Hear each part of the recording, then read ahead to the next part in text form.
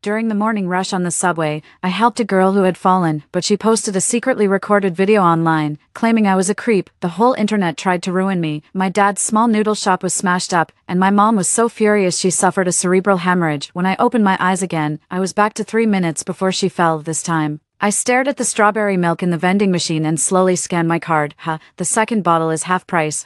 You can even print the receipt. 1. I've been reborn at 8:17 a.m. on June 28th, by the escalator at exit B of Citizens Square Station on Metro Line 3 in Yunqing. In my past life, 3 minutes later, a girl in a white dress would fall right in front of me, the coffee in her hand would spill all over the floor, and her knee would hit the edge of the steps so hard that tears would stream down her face. The morning rush hour was packed with people. Some people went around her, some kept their heads down, looking at their phones, and some, unwilling to get involved, paused for a moment before hurrying away. I was the only one who stopped. I helped her to the side, picked up her bag, and reminded her that her skirt had ridden up to her thigh. With red-rimmed eyes, she said to me, "Thank you." I even replied to her dumbly, "You're welcome, be careful." Half an hour later, I arrived at the company. Just as HR was about to tell me I'd be made permanent early, my phone blew up. An account with 1 million followers posted a video. In the video, I bent down to help her. The camera angle was so sneaky it caught my hand brushing past her waist and then caught me looking down at the hem of her skirt. The caption reads, "I ran into a creepy guy filming women on the subway during the morning rush. He pretended to help me, but he was actually groping me and staring under my skirt." The comments section blew up instantly. "He looks decent enough, so why is he so filthy inside?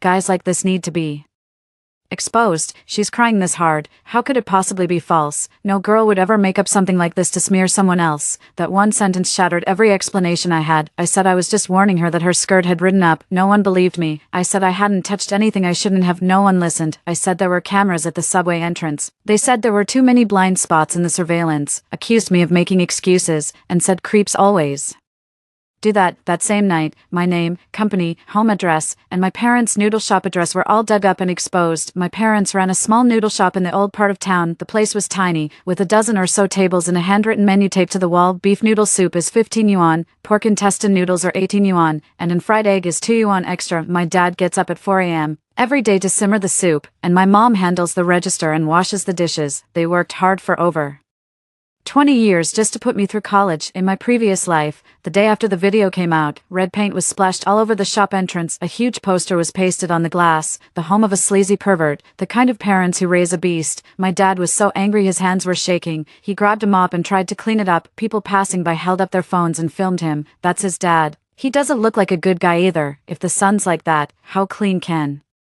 the father be? My mom stood in front of my dad and cried out, "My son isn't that kind of person." But no one listened. They just needed a target to direct their anger at. On the 5th day, I was fired from my job. On the 7th day, my mom was cornered by a group of people in the shop. In the scuffle, the back of her head hit the corner of a table, and a brain hemorrhage sent her to the ICU. On the 9th day, my dad went to confront the blogger who posted the video. The other guy was live streaming and kept backing away, shouting, "Look, everyone." His dad's flying into a rage out of embarrassment. My dad chased him to the side of the road, where he was hit and sent flying by a rideshare car. When I got to the hospital, he was covered with a white sheet. My mom still hadn't woken up. I was kneeling in the hallway, calling the subway company over and over, begging them to pull the full security footage. The staff said there was indeed a camera in that area, but the angle could only prove I helped someone up. Not that I wasn't secretly filming. I begged the police to check the original video on her phone, but the girl cried and said her phone had been dropped and broken, and the original video was gone. I only later learned it wasn't gone, it had been cut, but by then, it was already too late. When my mom woke up, she found out my dad had died. That night, she started bleeding again, and they couldn't save her. I looked down from the hospital rooftop. The lights of Yunqing were blinding. I couldn't make sense of it. I only helped someone who had fallen, so why did my whole family have to die in the end? Someone behind me let out a soft chuckle. I turned around. It was Liang Chen, a coworker from my team. He was standing by the emergency exit, holding my employee badge. "She knew. To be honest, you shouldn't blame anyone else either," he said. "There was only ever one permanent position to begin with. Since nothing happened to you, I'm the one who has to go." I felt a chill run through me. He threw his work badge at my feet. "Oh, and by the way, I was the one who told that girl to leave Civic Square Station at this time every day, who told you to be such a good Samaritan all the time." The next second, he turned and walked away. The security gate shut right in front of me. I lunged forward, but my foot slipped. The world spun. When I opened my eyes again, I was back at Civic Square Station. The girl in the white dress hadn't fallen yet. Liang Chen's message was still on my phone. Screen you, can you get here early today? HR said they want to talk to you about your conversion to full-time. I stared at that line and let out a laugh. Get here early, you know, this time. I'll take my sweet time too. I stood in front of the vending machine, looking at the row of drinks behind the glass: mineral water, oolong tea, coffee, strawberry milk. At this point in my past life, I had already reached the escalator. 12 steps ahead, the girl in the white dress would miss the last step of the escalator and lunged straight toward me. Her name was Lin Jixia. Her account was called Xia's Anti-Spy Diary. After I was dragged through online hate in my past life, someone dug up the fact that this wasn't the first time she'd filmed videos like this. She made a living off content like anti-spy filming on the subway, anti-harassment on buses, and spotting pervy guys in malls. Some of it was real, some of it was staged. That video of mine was the beginning of her sudden rise to fame. Later, she went live selling anti-spy chest pins, personal alarm keychains, and privacy screen protectors, and the sales were through the roof. And the one who provided my commute time was Liang Chen. He joined the company in the same hiring batch as I did. I ranked first in performance, first in project defense, and first in probation evaluation. On the surface, he kept calling me brother you, but behind my back, he'd long resented me for blocking his path. I looked at the camera above the vending machine. Good, it was pointed right at me. I slowly ordered 2 bottles of strawberry milk, scanned the code, paid. The machine jammed for a moment. One bottle dropped down, the other bottle didn't fall. I called customer service. Hello, I think the machine ate my item. Customer service asked me for the machine number. I read it out word for word. Citizen Square Station, exit B, machine A017. Yes, I'm right in front of the machine now. The time, 8:18. Customer service said they'd log it in the system and process a refund within 10 minutes, I said. No need for a refund, I'm in a hurry, just issue me an electronic receipt. After saying that, I tapped to print the receipt again. The machine spat out a strip of thermal paper. I tucked it into my phone case, glanced up at the camera, and even waved the bottle of strawberry milk at the lens nearby. A station attendant in a blue vest was tidying up the barrier tape. I walked over. Auntie, could I borrow a pen from the service desk? I'm afraid I'll lose this receipt, so I want to write a phone number on it. The auntie gave me a glance. Go over to the service center. I thanked her and slowly made my way over. A sign on the service center's glass window read, "Travel courteously, board in an orderly manner." A young station attendant was sitting inside. I knocked on the window. "Hi, could I borrow a pen?" He handed me one. I didn't leave right away. I spread the receipt out on the counter and carefully wrote down my name and phone number. When I was done, I asked again, "Can you print an invoice here?" The station attendant froze for a moment. "A drink receipt?" "Yeah," he said. "You have to scan the QR code on the screen at the vending machine." It suddenly clicked, and I headed back to the vending machine. Just then, a scream rang out from the escalator. Oh, the crowd stirred in commotion. I didn't turn around. I stared at the QR code on the vending machine screen, opened WeChat, and slowly scanned it. The page was loading very slowly, so slow. It's so slow it makes me want to laugh. In my previous life, I was just too fast, reaching out too quickly, trusting others too quickly, and throwing myself into the frame too quickly. This time, take it slow, make sure she falls hard and knows exactly why. Keep my timeline crystal clear. I filled in the invoice title, phone number, and email address. The invoice application was successful. 8:21. A crowd had already gathered by the escalator. Someone asked, "Are you okay, miss?" The girl said in tears, "My leg hurts so much. Can someone help me up? Don't just grab her randomly. What if it's a fracture? Should we call 120? Is there a first aid room in the subway station?" I twisted open the strawberry milk and took a sip. So sweet it made my eyes sting. In my past life, my dad always said drinks like this had no nutritional value. Xiaoyu, if you want some, tell dad when you get home. I'll make you red bean milk. It's better than this. I tightened my grip on the bottle. Dad, this time, I'm not going to help. 3 in the end, I still got on the subway, but not the one from my past life. I deliberately missed 2 trains. When the first train pulled in, I stood in front of the service center and asked the station staff if there was a public restroom nearby. When the second train pulled in, I bought a pack of tissues at the convenience store entrance. The convenience store owner asked if I wanted a bag. I said yes. Then he asked if I needed an invoice. The way the owner looked at me was like I was a complete nutcase. "You even want an invoice for an $8 pack of tissues?" I said with a smile. "It's for company reimbursement," he muttered under his breath. Young people these days are really particular. The receipt printer jammed, and he fiddled with it for 2 minutes. I stood in front of the cashier counter, waiting quietly. There was also a surveillance camera above the counter. Good. At 8:29. I tapped through the fare gate and entered the station. The fare gate recorded it. It would remember me. The platform surveillance would remember me. The convenience store receipt will remember me. The vending machine backend will remember me. The attendant at the service center will remember me too. By the time I got to the company, I was already 12 minutes late. Liang Chen was standing by his desk. When he saw me, his expression stiffened. "Wuji, why are you just getting here? HR was looking for you." I put the strawberry milk on the table. I bought a drink on the way, but the machine ate my money, he said.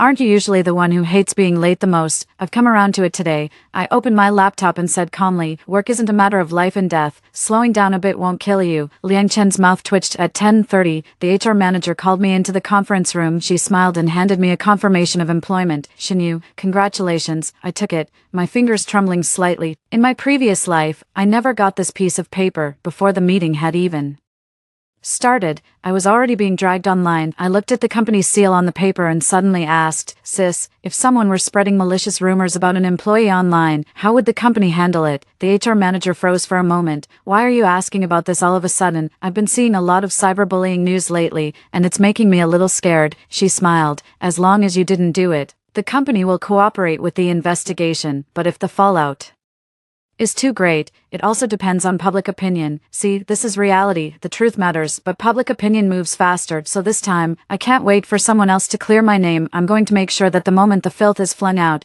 it hits a wall. 12:17 p.m. The video is here. Lin Jixia was sitting in the hospital corridor, her eyes red-rimmed, with bandages wrapped around her knees. She choked back tears at the camera. This morning during rush hour, I fell at Citizens Square Station.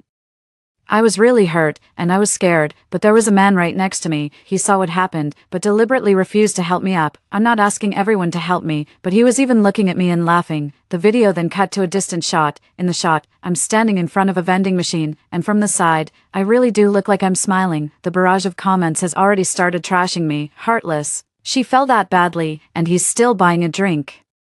How can people these days be so insensitive? What's the difference between a guy like that and a creep who secretly films people? Both are disgusting. I stared at the video and laughed, just as I expected. In my past life, they said I helped indiscriminately. In this life, they say I didn't help. Damned if you do, damned if you don't. Lin Jixia said at the end of the video, I just want to ask one thing. If the one who fell were your mother, would you be this cold too? As soon as those words were posted, the comments section exploded. Liangchen was the first to repost it. It's heartbreaking to see. Kindness shouldn't be a rare commodity. I clicked into his profile. He deleted it quickly, but I'd already taken a screenshot. At 1 o'clock in the afternoon, people in the company's internal group started sharing the video. Someone recognized me. I sent that Shinyu from our department. Looks like it really is him. He was indeed late this morning. No way. He always seemed pretty helpful. Liangchen sent me a fake friendly private message. Is that person online? You don't worry, I believe you didn't do it on purpose. I replied to him, thanks. Then I turned on screen recording. He replied again, how did you know I was at Civic Plaza Station this morning? Over there. It showed typing. After going back and forth a few times, he replied, don't you go to work at that station every day? I laughed. Great, the first thread has shown for. At 3 in the afternoon, Lin Jixia went live. The title was Girl Who Fell.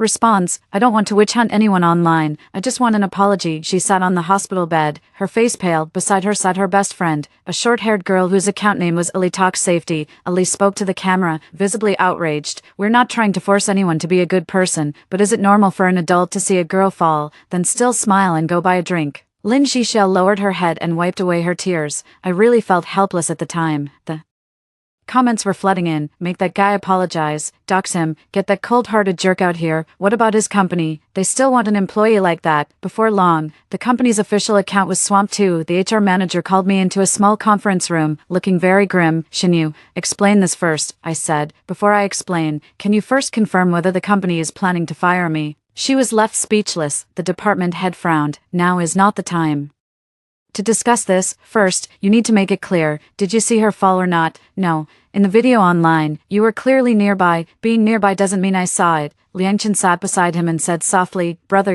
if you just hadn't reacted in time back then, an honest apology would have been enough. No one would have kept making a big deal out of it. I looked at him. You want me to apologize? Liangchen sighed. I just don't want this to blow up and affect the company. That sounded awfully nice. It was the same in my past life. Every single time, he would put himself in the position of doing what's best for everyone and gently push me one step closer to the abyss. I pulled out my phone. At 8:18 this morning, I bought a drink from the vending machine. There's a payment record, a receipt, and an invoice application record. At 8:20, I went to the service center to borrow a pen. The station staff can testify to that. At 8:21, I scanned the code to apply for an Invoice, at 8:23, I bought tissues at the convenience store. There's a receipt and security footage. At 8:29, I tapped through the ticket gate and entered the station, and the time she fell, according to the subway announcement in her own video, was 8:20. I projected all the screenshots onto the conference room screen. The conference room fell silent. The supervisor's expression softened. The HR manager immediately said, "Can these prove you didn't go near her at the time?" "Yes," I opened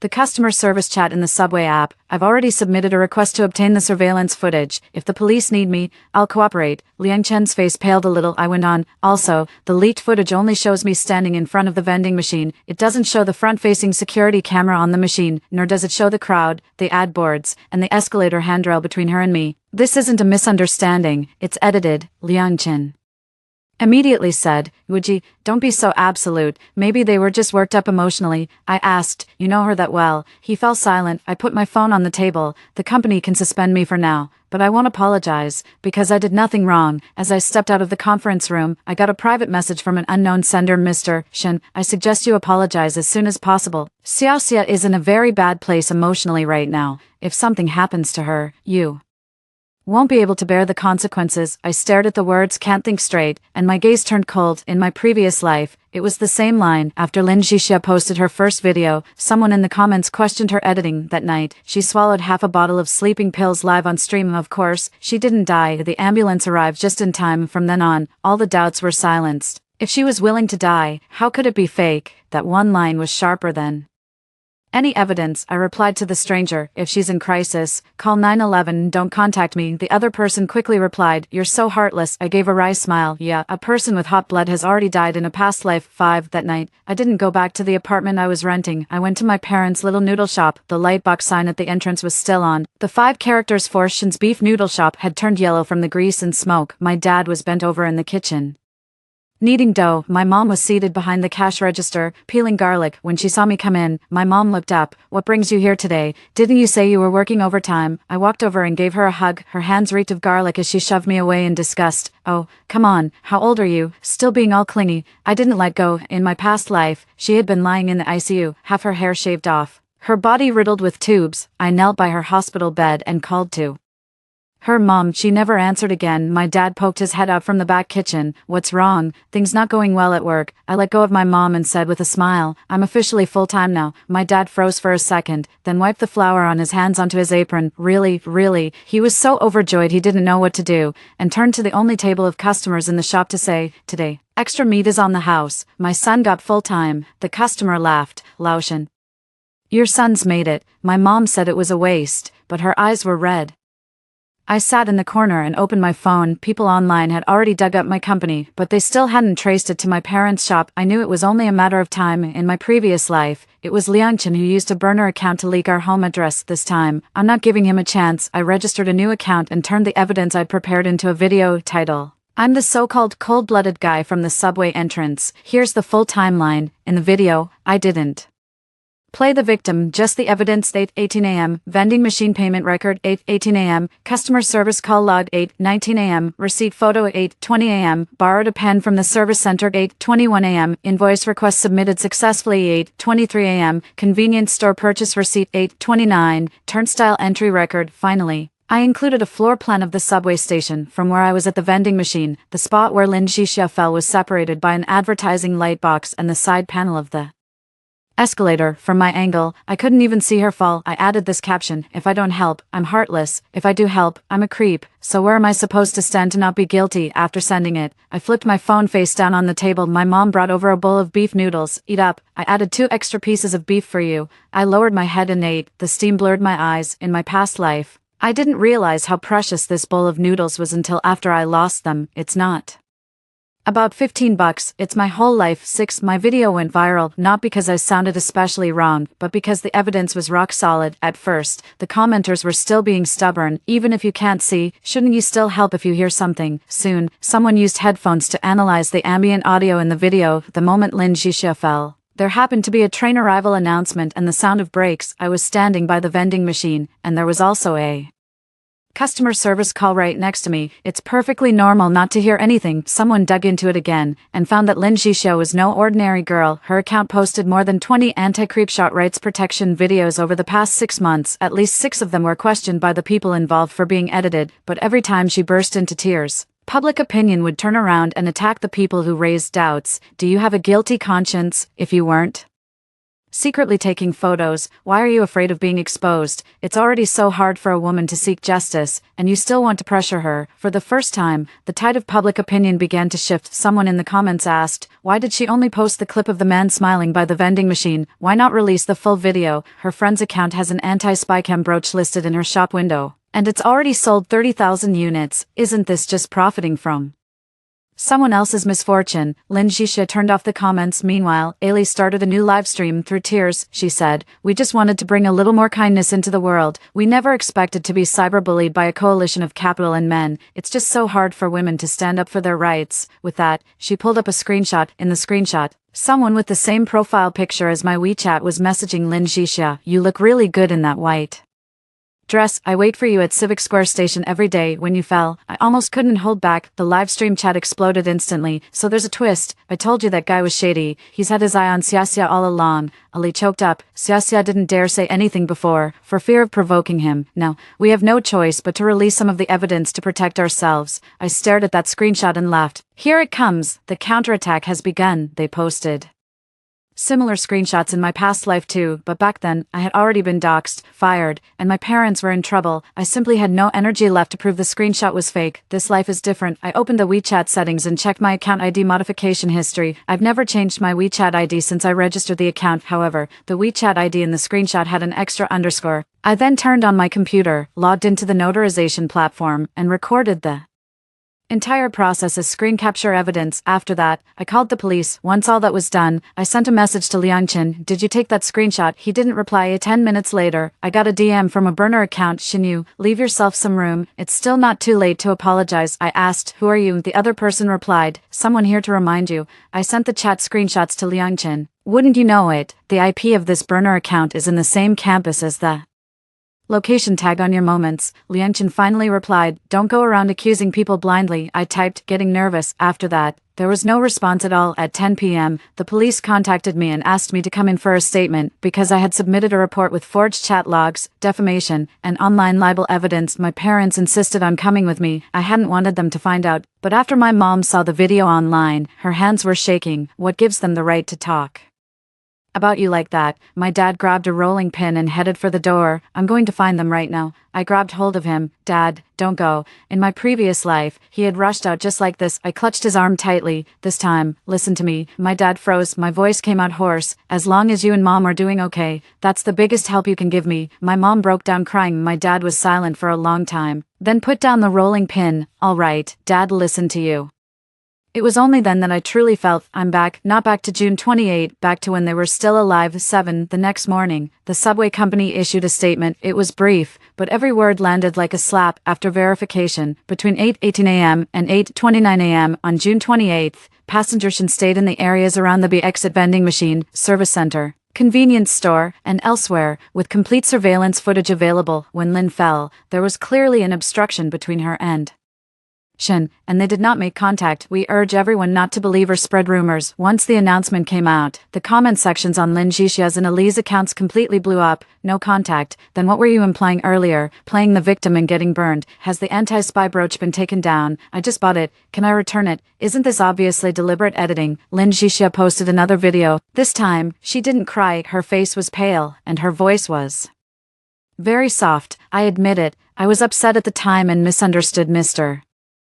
Shin, but I meant no harm. I'm just an ordinary girl who got scared after falling. I hope everyone won't attack me online. She said I meant no harm so lightly, as if the knives that killed my parents in my past life hadn't come flying out of her video. I didn't respond. I was waiting to see the people behind her get anxious. Sure enough, Liang Qin came looking for me that afternoon. He cornered me in the stairwell. She knew. What exactly do you want? I looked at him. That's what I Should be asking you, he lowered his voice, now that you're in the clear and you've been made permanent, why are you still calling the police? Because someone forged the chat records, that doesn't necessarily mean it was them. How do you know it wasn't? Liangchen averted his eyes. I took a step forward. How does Lin Zhixia know what time I go to work every day, which entrance I use to enter the station, and which escalator I usually take? His expression darkened. You suspect me, it's not suspicion. I took out my phone and opened an audio recording. It contained the words Liangchen had said in my past life. Of course, a recording from my past life could never exist. This was recorded in my current life when I was trying to get him to talk. Last night, I used a burner account pretending to be from Ali's team to message Liangchen. She knew has already traced the source of the commute information. Do you still want the remaining payment on your end? Liangchen replied very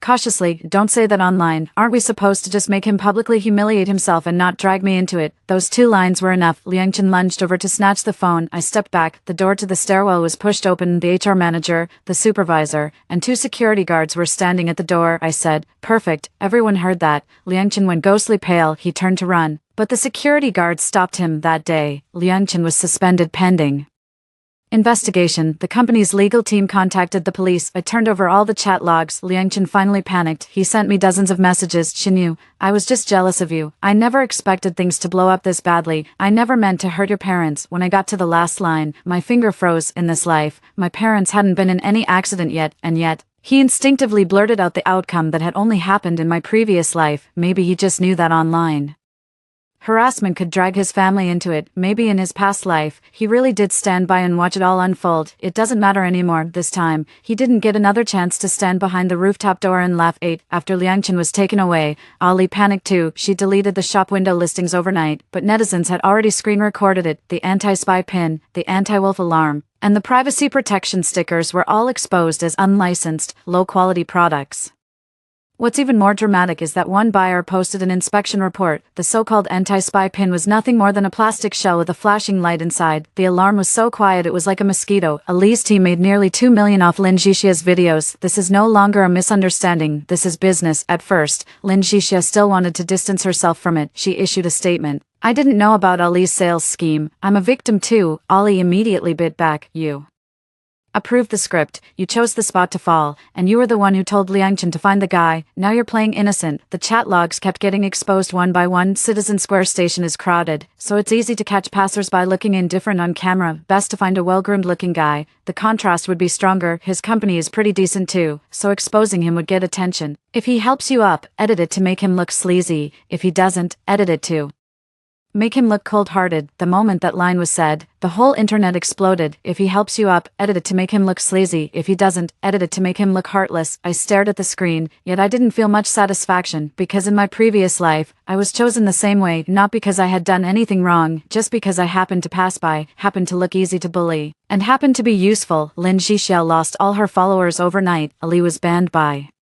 the platform. Liangchen was fired by the company and is now under criminal investigation, but it wasn't over yet. The social media blogger who killed my dad in my past life appeared. His name is Old Joe Talk Society. In my past life, he stormed into my family's noodle shop while live streaming, forcing my dad to admit he'd failed as a father. My dad chased him out, and that's when the car accident happened. In this life, he's back again. He was standing at the entrance of my dad's noodle shop, phone in hand, with the live stream titled, "Exclusive Visit to the Parents of the Man in the Subway Incident." What's the truth? Really, by the time I got there, my dad was standing at the shop entrance, his face dark with anger. Old Joe shoved the camera right in his face. Your son caused 2 girls to be attacked online. What do you have to say about that? My dad clenched his fists. I rushed over and stepped in front of him. Dad, come inside. Lao Joe immediately got excited. Guys, the main character has arrived. Why are you afraid to face the camera? I looked at him. Have you registered your live stream? He froze. What? I pointed to the newly installed surveillance camera at the shop entrance. You just filmed my parents without permission, interfered with the shop's business, and may be liable for violating portrait rights and causing a disturbance. Lao Joe smiled. See, he's getting flustered. I smiled too. Is that white car behind you yours? He instinctively turned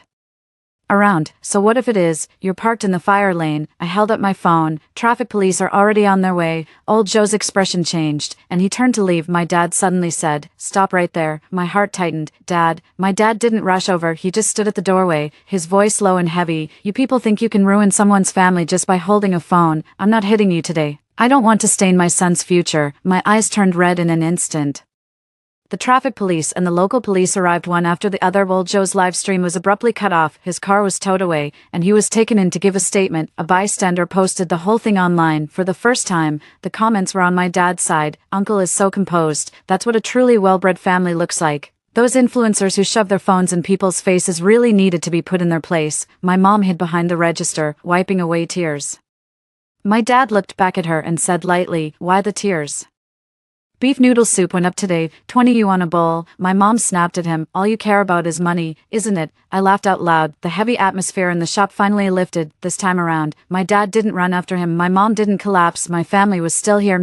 A week later, the police issued a statement. Lin Jixia and Ali were suspected of defamation, attempted extortion, and false advertising. The case is under further investigation. Liang Chen was dealt with in accordance with the law on suspicion of infringing on citizens' personal information and defamation. Lao Zhoukan Society was permanently banned by the platform for repeatedly harassing others and violating live streaming rules. After the statement came out, netizens started apologizing again. "I'm sorry, I insulted you, I was just being swept along by the crowd. I hope you won't lose faith in this world." I looked at those comments and turned off my phone. I waited for an apology that came too late in my past life. I never got it. I got it in this life, but by then I didn't want it that much anymore. The company reinstated me and even sent me an official confirmation of full-time employment. My supervisor patted me on the shoulder and said, "Xinyu, keep up the good work." Liang Chen's desk was empty. His employee badge was still hanging on the partition, never having been taken down in time. As I walked past, I glanced at it. It hadn't stopped. That night, I went back to the noodle shop. There was a long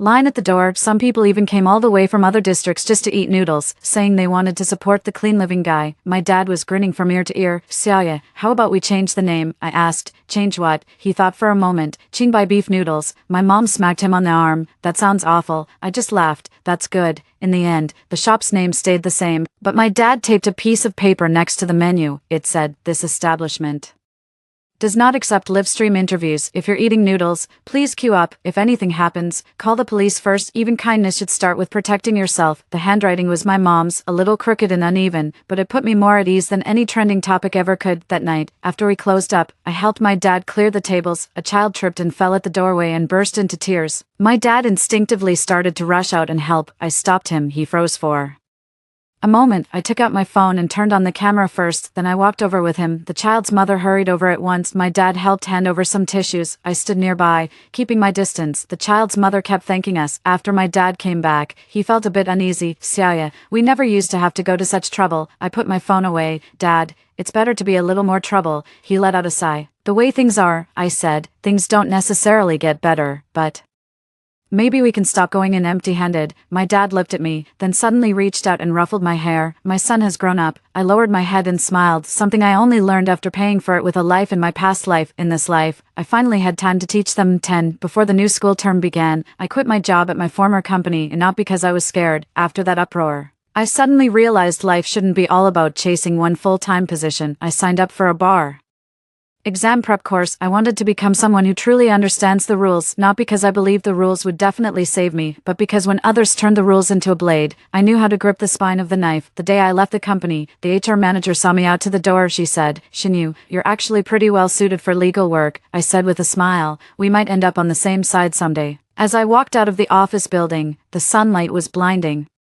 My phone buzzed. It was a case update notification from the police. The case involving Lin Jixia and Ali had entered the review stage. Liang Chen's family paid a sum of money and asked me to sign a letter of forgiveness. I didn't sign it. His mother called me, crying, "He's still so young. You can't ruin his whole life." I asked her calmly, "What if I'm the one who gets ruined?" She fell silent. I hung up. Not every tear deserves your soft heart. Youth alone can't make up for malice. The vending machine by the subway entrance was still there. I bought another bottle of strawberry milk. This time, the machine didn't jam. The bottle hit the ground with a dull thud. I picked it up, and as I turned around, I saw an old man carrying a large bag, struggling down the stairs. People were coming and going all around. I stopped in my tracks. In that instant, fears from my past life and lessons from this one surged back all at once. I didn't reach out right away. I quickly glanced around. There were surveillance cameras. There was a station attendant. There were other passers-by. I walked over to the station attendant and said, "An elderly person over there needs help. Please come with me." The station attendant nodded immediately. We helped support the old man together. The old man thanked us over and over. I took half a step back and smiled. This time, I still helped someone, but I didn't throw myself out there unguarded. On my way home,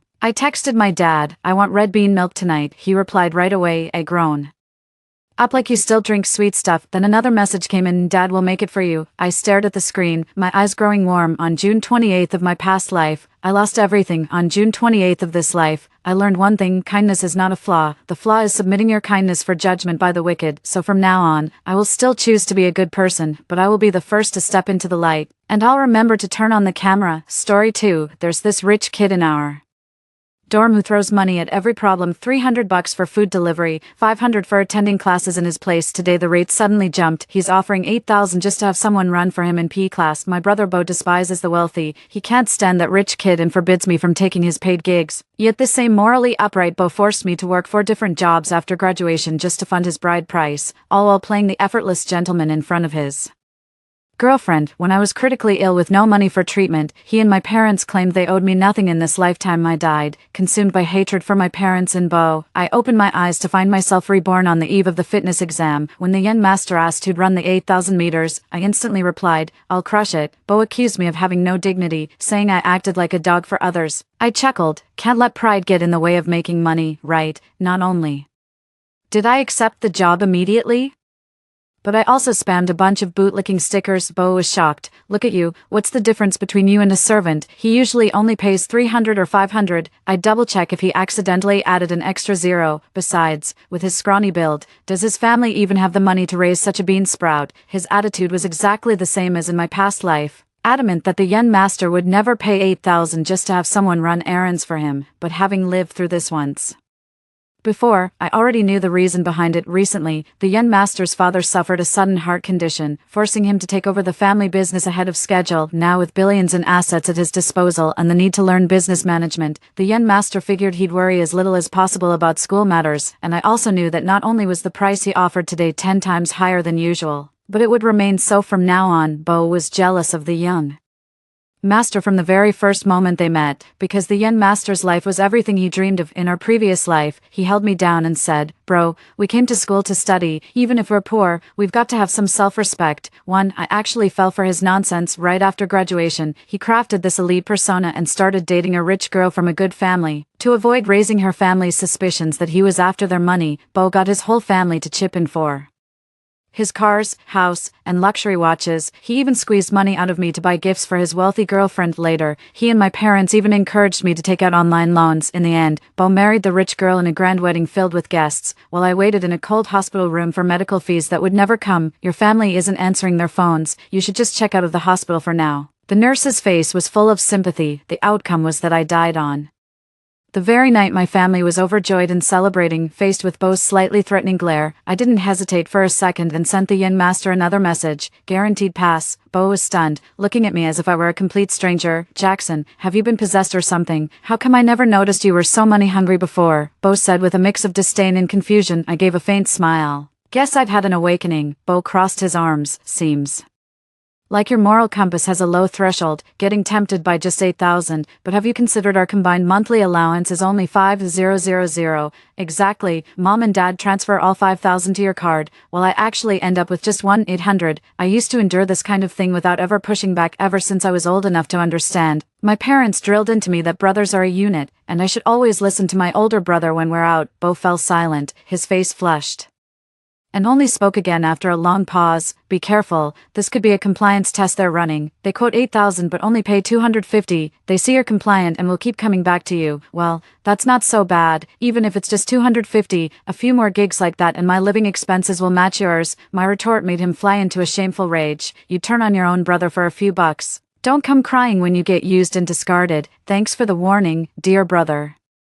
Bo stormed off, slamming the door behind him. He simply couldn't believe the young master would offer that much money. Last time when he saw his classmate pocket $8,000 for running an errand, his eyes nearly popped out of his head like the famous panda at Beijing Zoo. I wonder how he'll react when he sees me getting paid. The young master added me on WeChat and immediately transferred 3,000 yuan. Consider this a down payment. Don't worry about the PE teacher. When he calls my name, just go in my place. I sprang up like a carp leaping from water. You got it. From now on, your business is my business. In this second chance at life, the most important thing is to steer clear of toxic people and drama, and hold tight to that golden opportunity. The next day when the PE teacher called out the young master's name, I stepped forward in his place. Bo grabbed my arm. Are you serious? He hasn't shown up at school for a week. Who are you going to collect from after the race? The young master is dealing with family matters and took a week off. He won't welch on the debt. The deposit's already been paid, Bo sneered, running errands for him right after your own in this scorching 40 degrees Celsius heat. You're the ultimate loyal servant. I shot him a glance. Bro,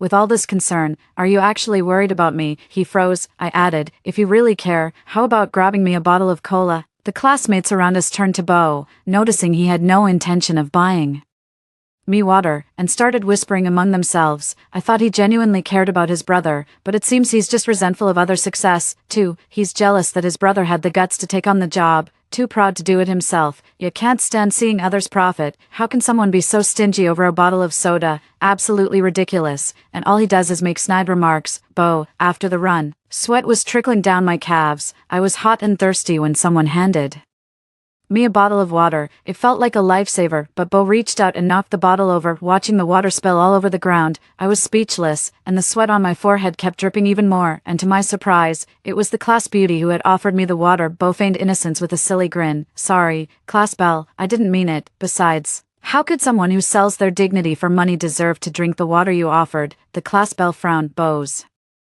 face was full of smug satisfaction, thinking the class belle would look down on me too. To everyone's surprise, the class belle retorted angrily, have you lost your mind? A real man knows when to yield and when to stand firm. If there's something you want, you go for it, money included. Jackson is just doing delivery runs. How is that selling his dignity? And you, as an older brother, should be able to communicate even if you disagree with your younger brother. Why does it sound like you're just manipulating him? After saying that, she turned and walked toward the convenience store. The young master had somehow arrived at the playground. Seeing the scene, he stepped aside to make a phone call. Soon, several people arrived carrying a large box. Help yourselves, everyone, it's on me. After saying that, the young master even picked up the finest drink to thank me personally, unlike Bo, who is overthinking things. Our classmates happily went to grab those drinks with packaging we'd never seen before.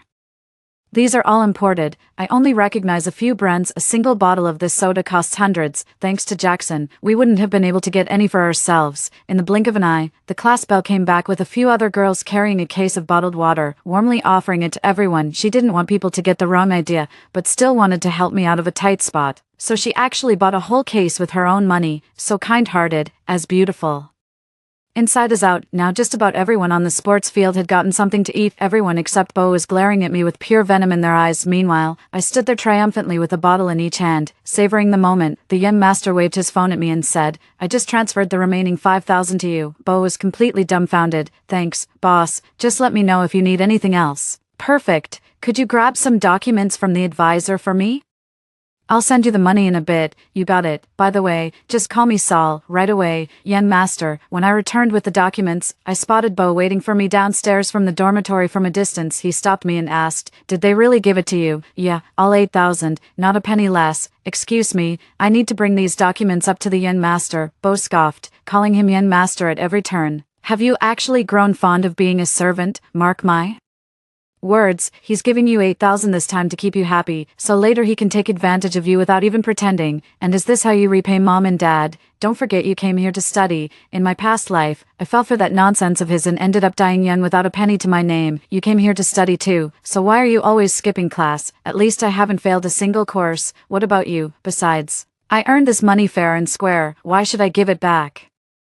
3. Bo was stunned by my rapid-fire retorts, frozen in place. I'd always obeyed his every command since childhood. When he said jump, I'd only ask how high. The contrast was just too jarring. Seeing him speechless, I continued walking forward. He yelled at my retreating figure, Jackson, answer me this. Are you paying back the money or not? This guy has always been controlling since we were kids. The slightest thing not going his way would send him into a helpless rage. But even so, in our parents' eyes, he's still the perfect son. I stopped and turned back to look at him. If I do pay it back, will you actually split that 5,000 properly with me? He suddenly sneered. Oh, so that's what this is about. Forget about the money. Mom and dad said you don't deserve that much and told me to handle it, meaning I should be grateful if they even gave me 1,800. My heart clenched. But I quickly shook off the self-pity and picked up my pace to witness firsthand how the young master would inevitably take advantage of me, Bo dashed ahead and secured a spot on the second-floor bunk, ready to watch the drama unfold. Back at the dorm, the young master took the documents and immediately transferred another 2,000 to me. The whole dorm was staring at me, their gazes a mix of envy, disdain, and longing. But these days I couldn't care less about what others think. We're all going to die eventually anyway. Having too much shame just makes you die more miserably. Bo snorted and shot the young master and me a dirty look. With no classes in the afternoon, everyone was in the dorm. Riven came in carrying a cardboard box and called out cheerfully, "Come on, try these mangoes. They're a local specialty from my hometown. Just one is enough to fill you up." He then pulled one out and handed it to me. The young master was working on some kind of mind map on his iPad and didn't even look up. "Just leave it on the table. How much do I owe you?" "I'll transfer the money." Riven quickly waved his hands. "No charge. It's on me." In the young master's eyes, everything given by others is a transaction of value. That's the mindset he was raised with. Even today in PE class, when he treated us to ice cream, it was his way of compensating for the ridicule he faced after taking on my request. But the others didn't see it that way, especially Bo. He bent down, pulled a mango from a cardboard box on the floor, and snapped, "Always using money to belittle people. You're trampling on their goodwill. What, are you the only one who can treat others? Us poor folks aren't worthy." With that, he peeled the mango and started eating it while sitting in front of the trash can, all the while glancing at Riven. Riven's face flushed bright red. What had been a perfectly good atmosphere was now completely awkward. The young master always ignored Bo and never spoke to him directly. He simply pulled out his phone and transferred money to Riven, saying, "This mango looks good, even better than the ones I used to have at home. Is 500 enough?" The sincerity in his words helped ease Riven's embarrassment. Riven waved his hand dismissively. "No need to pay, this is my treat. With the economy being what it is this year, we couldn't even sell our mangoes to fruit wholesalers without taking a loss." Hearing this, the young master simply went, "Oh." Seizing the opportunity to stir the pot, Bo chimed in, "They'd rather pay 500 just to shut you up."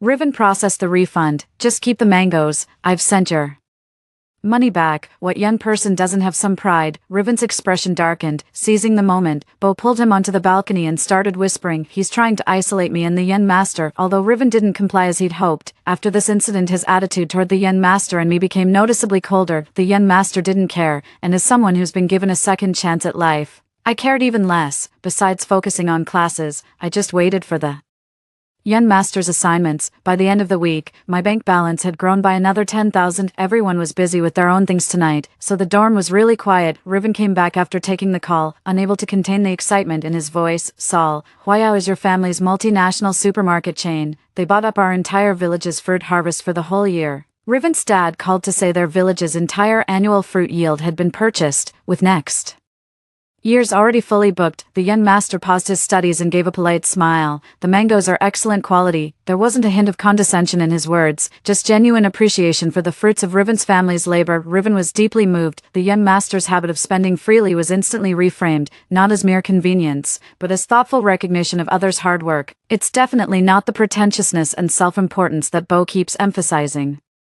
Instead, the other roommates Bo recently tried to win over started gossiping behind his back, wondering if he's the one who's actually off. Young master isn't that bad, right? Overall, his way of handling things is better than Bo's, don't you think? Yeah, Bo's always buttering people up left and right, but when things get real, he bails fast. All talk, no action. Come to think of it, I realized Jackson is actually quite perceptive. Bo and I arrived at the dormitory entrance at the same time, and the gossiping group immediately fell silent. The young master happened to be leaving. Just then, I stepped back to let him pass first, and Bo immediately rolled his eyes. In his eyes, even basic courtesy was now equivalent to bootlicking. When I woke up from my nap, Bo was standing at the door talking with people from other dorms. Both guys are from our village. We used to get along well, but lately they've been deliberately keeping their distance whenever we cross paths. No need to ask, Bo's been spreading his propaganda again. He pointed at the rich kid who'd returned to the dorm. "That's the one, paid thousands to strip my brother of his dignity and backbone as a man." "It's 20,000, I added. "Can't blame your brother. That's a seriously generous offer." "Honestly, I'd do the same." Bo froze, completely thrown by this unexpected reaction. It's not that he doesn't understand the power of money, but he's too full of himself, always thinking his opinions can sway others. The young master ignored the others, walked straight up to me and asked, "Can you cover my elective class for me tomorrow?" "Probably, because I'm diligent and reliable. The young master has been coming directly to me lately." The young master thought for a moment. "Is 10,000 enough? You seem pretty strapped for cash." He glanced down at my worn-out Nikes. No wonder he's fit to run the family business. Quiet but observant, he could tell my clothes were hand-me-downs from Bo. I was about to say something when Bo cut in. Some rich kids really think they're philanthropists. Why? Aren't you helping all the other broke students at school? He's at least got 1,800 a month. Hearing this, the usually aloof and reserved young master gaped. How much did he say? 1,800. How could that possibly be enough? He turned to look at Bo. You're brothers, so that means you're also, ding. The young master was probably thinking, to think there are two people in our dorm living such pitiful lives. Bo was caught in a dilemma. He didn't want the young master's pity, and even less.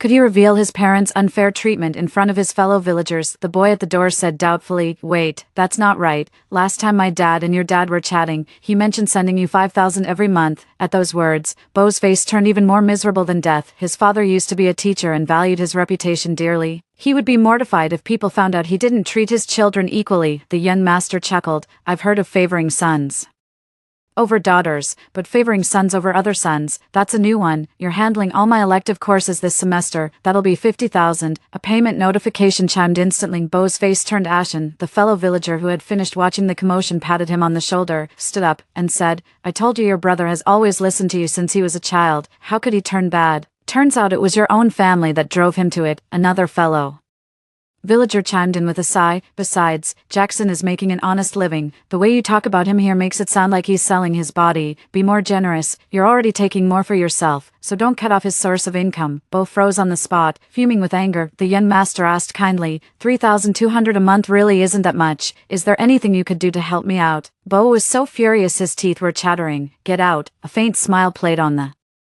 young master's lips, and only then did I realize he was being sly as 04. Bo's rage wasn't just about his hatred for the young master anymore. It was also because I was completely beyond his control now. His blanket glowed all night long, probably because his inner fire was so intense it kept him awake. The next day he texted me, don't say I didn't warn you, Linda's not into guys like you. Linda was the girl I had a crush on in my past life, but in this lifetime, I'm not going down that road again. I didn't reply and just kept drilling my vocabulary flashcards. My reaction infuriated Bo. He rolled out of bed, threw on his new clothes, and stormed out. After evening self-study, Riven and I spotted a familiar figure near the grove. The other silhouette looked just as familiar. It was Bo and Linda. Riven was even more outraged than I was, pulling me along to confront Linda and Bo. Last semester, Linda accepted all the gifts I gave her, and we even hung out a few times. From a guy's perspective, that's basically a situationship, but Linda didn't see it that way. When things blew up in my previous life, she pointed at me and yelled, when did I ever agree to be with you? You're the poorest among all my backup options. Either stay friends with me or get lost. In this life, I couldn't care less about what Linda thinks, but Bo keeps trying to prove to her that I'm not worthy of her affection. He'd do anything for a quick buck. Probably wouldn't even hesitate to lick someone's shoes if they paid him tomorrow. Linda looked puzzled. Is Jackson that hard up? He always seems quite generous when buying me things. It's all an act. He only gets 1,800 a month for living expenses even if he gave you every cent. How far would that really go? Besides, guys know how other guys think. Once you're together, he won't treat you the same way anymore. Linda seemed unfazed by Bo's remarks. Instead, she covered her mouth with a soft giggle and asked in a gentle tone, what about you then? With that, she casually rested her hand on Bo's thigh. Bo's voice trembled as he said, I have more money than him, plus savings. I can spend it all on you. Linda covered his mouth with her hand. No need to say it now. I judge by actions. Bo, ha. That smile was the harbinger of his bank account hitting zero. Riven was fuming beside me. I patted his shoulder gently and said, don't sweat it. This world ain't worth the trouble. Let's head back. You're not even going to confront them. Why would I interrupt the perfect match? A bitch belongs with a dog. They're made for each other. You want me to snatch the bitch just to get bitten? In her past life, every one of Linda's backup options met a tragic end. Just you wait. Bo's golden days are yet to come. Ever since returning to the dorm that day, Bo's phone became permanently attached to his hand, occasionally playing Linda's voice messages out loud. You're probably the highest scoring resident in your dorm. Overall, Jackson's so tacky. Riven looks like a country bumpkin, Kuyeming has zero class, and Chinyuan just comes off as creepy. Bo held his phone like a rooster that had just won a fight, slowly scanning his eyes over everyone in the dorm room. But who cares what some gold digger thinks? Nobody paid him any mind. Bo thought we were just biding our time, and the smugness on his face was practically oozing from his pores. He asked into the phone again. You still haven't mentioned Saul. Oh right, we left the young master out all by himself. Go on, tell me. No reason, I just want to know what you're thinking. Hey, I'll treat you to a fancy meal tomorrow. Bo bared his teeth and sent another message. A moment later, a reply came through. Ugh, Saul has zero masculinity. He's exactly the type I can't stand. Bo shot the young master a provocative grin. The young master curled the corner of his lips. In some ways, The young master was quite stingy, he wouldn't even spare much of an expression for those he looked down on. But the very next day, as the young master and I passed by the girls' dorm, Linda enthusiastically waved both hands at us. Her movements were so exaggerated that her pleated skirt nearly failed to cover her backside. She acted as if I were invisible, beaming exclusively at the young master with a radiant smile. "Saul, come to my place this weekend to celebrate my birthday together, just the two of us." 5. Her expression carried a hint of bashful charm. "If Beau saw you like this, he'd probably be furious." The young master smiled and asked, "Will you wear an even shorter skirt than this later?" Linda blushed instantly, then gave a slight nod. The young master chuckled again and said softly, "I don't associate with foolish and wicked women. It would disrupt the family's feng shui." As I left, I glanced back at Linda and saw sheer bewilderment written all over her face. A girl like that doesn't even deserve respect, let alone affection. The young master's calm remark made me realize he just stood up for me. Justice. Indeed, when Beau came back that evening, he went on a rant to himself. "What kind of buffet charges $799 per person, and a student ID doesn't even get you a discount? This is ridiculous. Do girls these days all think they're the queen mother of the West's own daughters or something?" Riven shot him a glance. "You made your bed, now lie in it." Beau. In the days that followed, Beau kept spending money on Linda, while I kept making money from the young master. I had saved up nearly 100,000 yuan before heading home for summer break. I don't know how much Beau spent, but he had the nerve to ask me to book his high-speed train ticket. Last New Year, Mom accidentally let it slip while praising him, saying he was so capable that he'd already saved over 100,000 yuan right after starting college. 100,000 of that was our parents' lifelong favoritism toward him. Beau knows how to work the room better than I do. He's better at making a good impression, and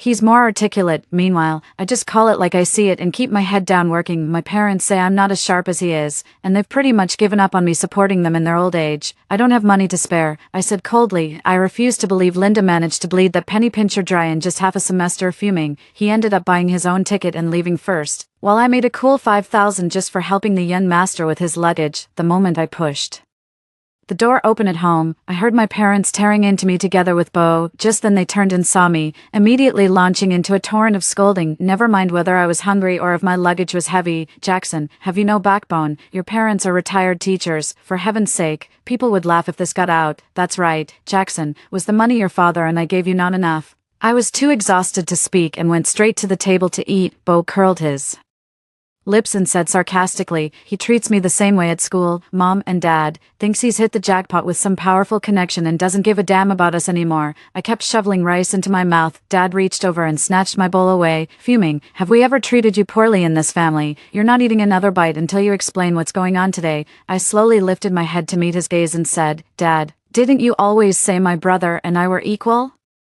Then why do we get different allowances? All this fuss over something so trivial. You're dragging our family name through the mud. All this for nothing, so casually dismissed. When it comes down to it, they only care about saving face." Seeing his father's anger, a smug grin flickered across Beau's face as he added, "You must have made tens of thousands this semester, right? Why not hand it over to show some filial respect? That might just balance out your mistakes and calm Mom and Dad down." The mention of tens of thousands visibly startled both parents. After a brief silence, a glimmer of anticipation began to surface in their eyes. I stood up and retreated to the bedroom. In my past life, I handed over every penny I earned to my parents, only for them to spend it all on Beau. I've already repaid their so-called parental devotion with my life. This time, they won't get a single cent from me. Staying silent and resisting only leads to being ignored, and given the cold shoulder, dinner was barely enough for 3. When I got hungry around midnight and ordered takeout, the food still hadn't arrived after over an hour. I called the delivery guy, but he insisted it had already been delivered. The smell of luocefen hit me as I reached Beau's room, and I noticed the oily sheen still glistening around his lips. "How dare you eat my food?" Beau looked genuinely baffled by my accusation. "This was yours.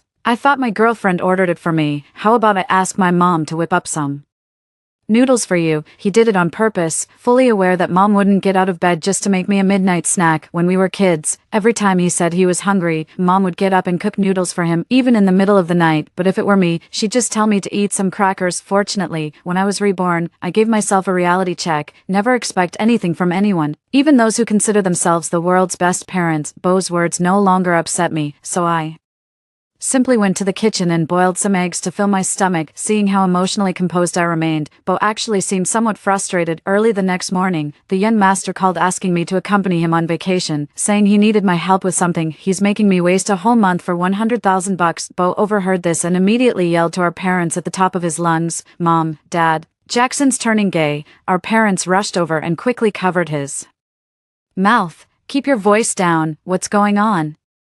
Bo pointed at me. That rich kid wants him to stay at his summer villa for a month and is paying him 100 grand. 9. You're always criticizing me, but I bet Linda's already drained your savings. Even so, has she actually admitted to being your girlfriend? My parents have always been advocates of frugality. Hearing that Bo had spent over 100,000 on some unrelated woman pained them deeply. They both turned to look at him, waiting for his explanation. She did admit it. Besides, she does care about me. I haven't spent all the money. What a lovesick fool. My parents bought his story and started showering him with praise again. They even proactively asked if he had enough money for dating. Just tell me if you need more. Son, bring her home soon. Aim to get married right after graduation and give us a chubby grandson. 6. Now I understand even better why Bo is so good at winning over parents. Since we were kids, he's always had a knack for pushing all the right buttons with my parents. In our family, marriage and grandchildren are the ultimate gold stars. Even just hearing he's dating someone, no matter who, they'll instantly imagine the perfect daughter-in-law. My parents cheerfully slipped some cash to Bo while giving me a look of exasperated disappointment. The next day, Bo and I both wheeled out our suitcases. My parents told Bo,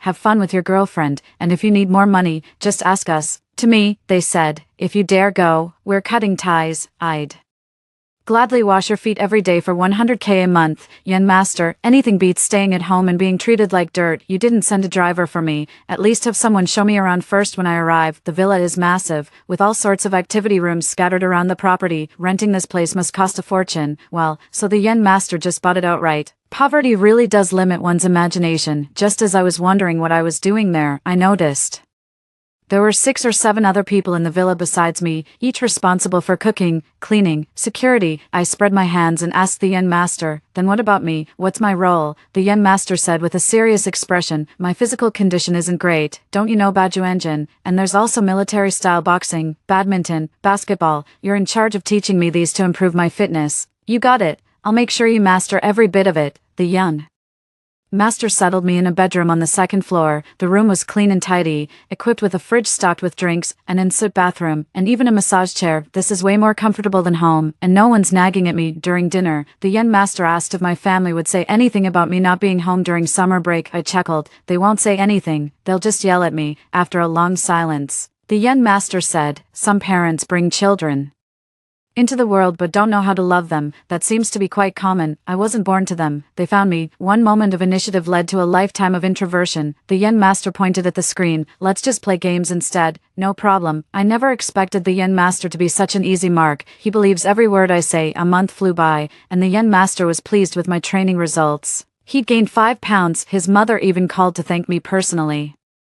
And right after hanging up, I received a 50,000 yuan bonus from her. All in all, I've made nearly 250,000 yuan working for the Yen master. Before leaving, he handed me the keys to the villa and said, there's still over a month of summer break left. This place would just sit empty otherwise. You might as well stay here. I waved my hand dismissively. It's too far from downtown. I'm planning to find a summer job in the city, and the commute would be a hassle. The Yen master pondered for a moment, then called his driver over, gave him the keys to the Audi I bought in Gue City. Then he turned to me and said, just keep the place tidy. I'll give you another 100,000 when school starts. A home like that isn't worth going back to. Oh no, the Yen master really thinks I'm not my parents' biological child. And during this time, my parents called twice, and both times the arguments got pretty heated. I scratched my head and said, thank you, Yen master, you're truly kind-hearted.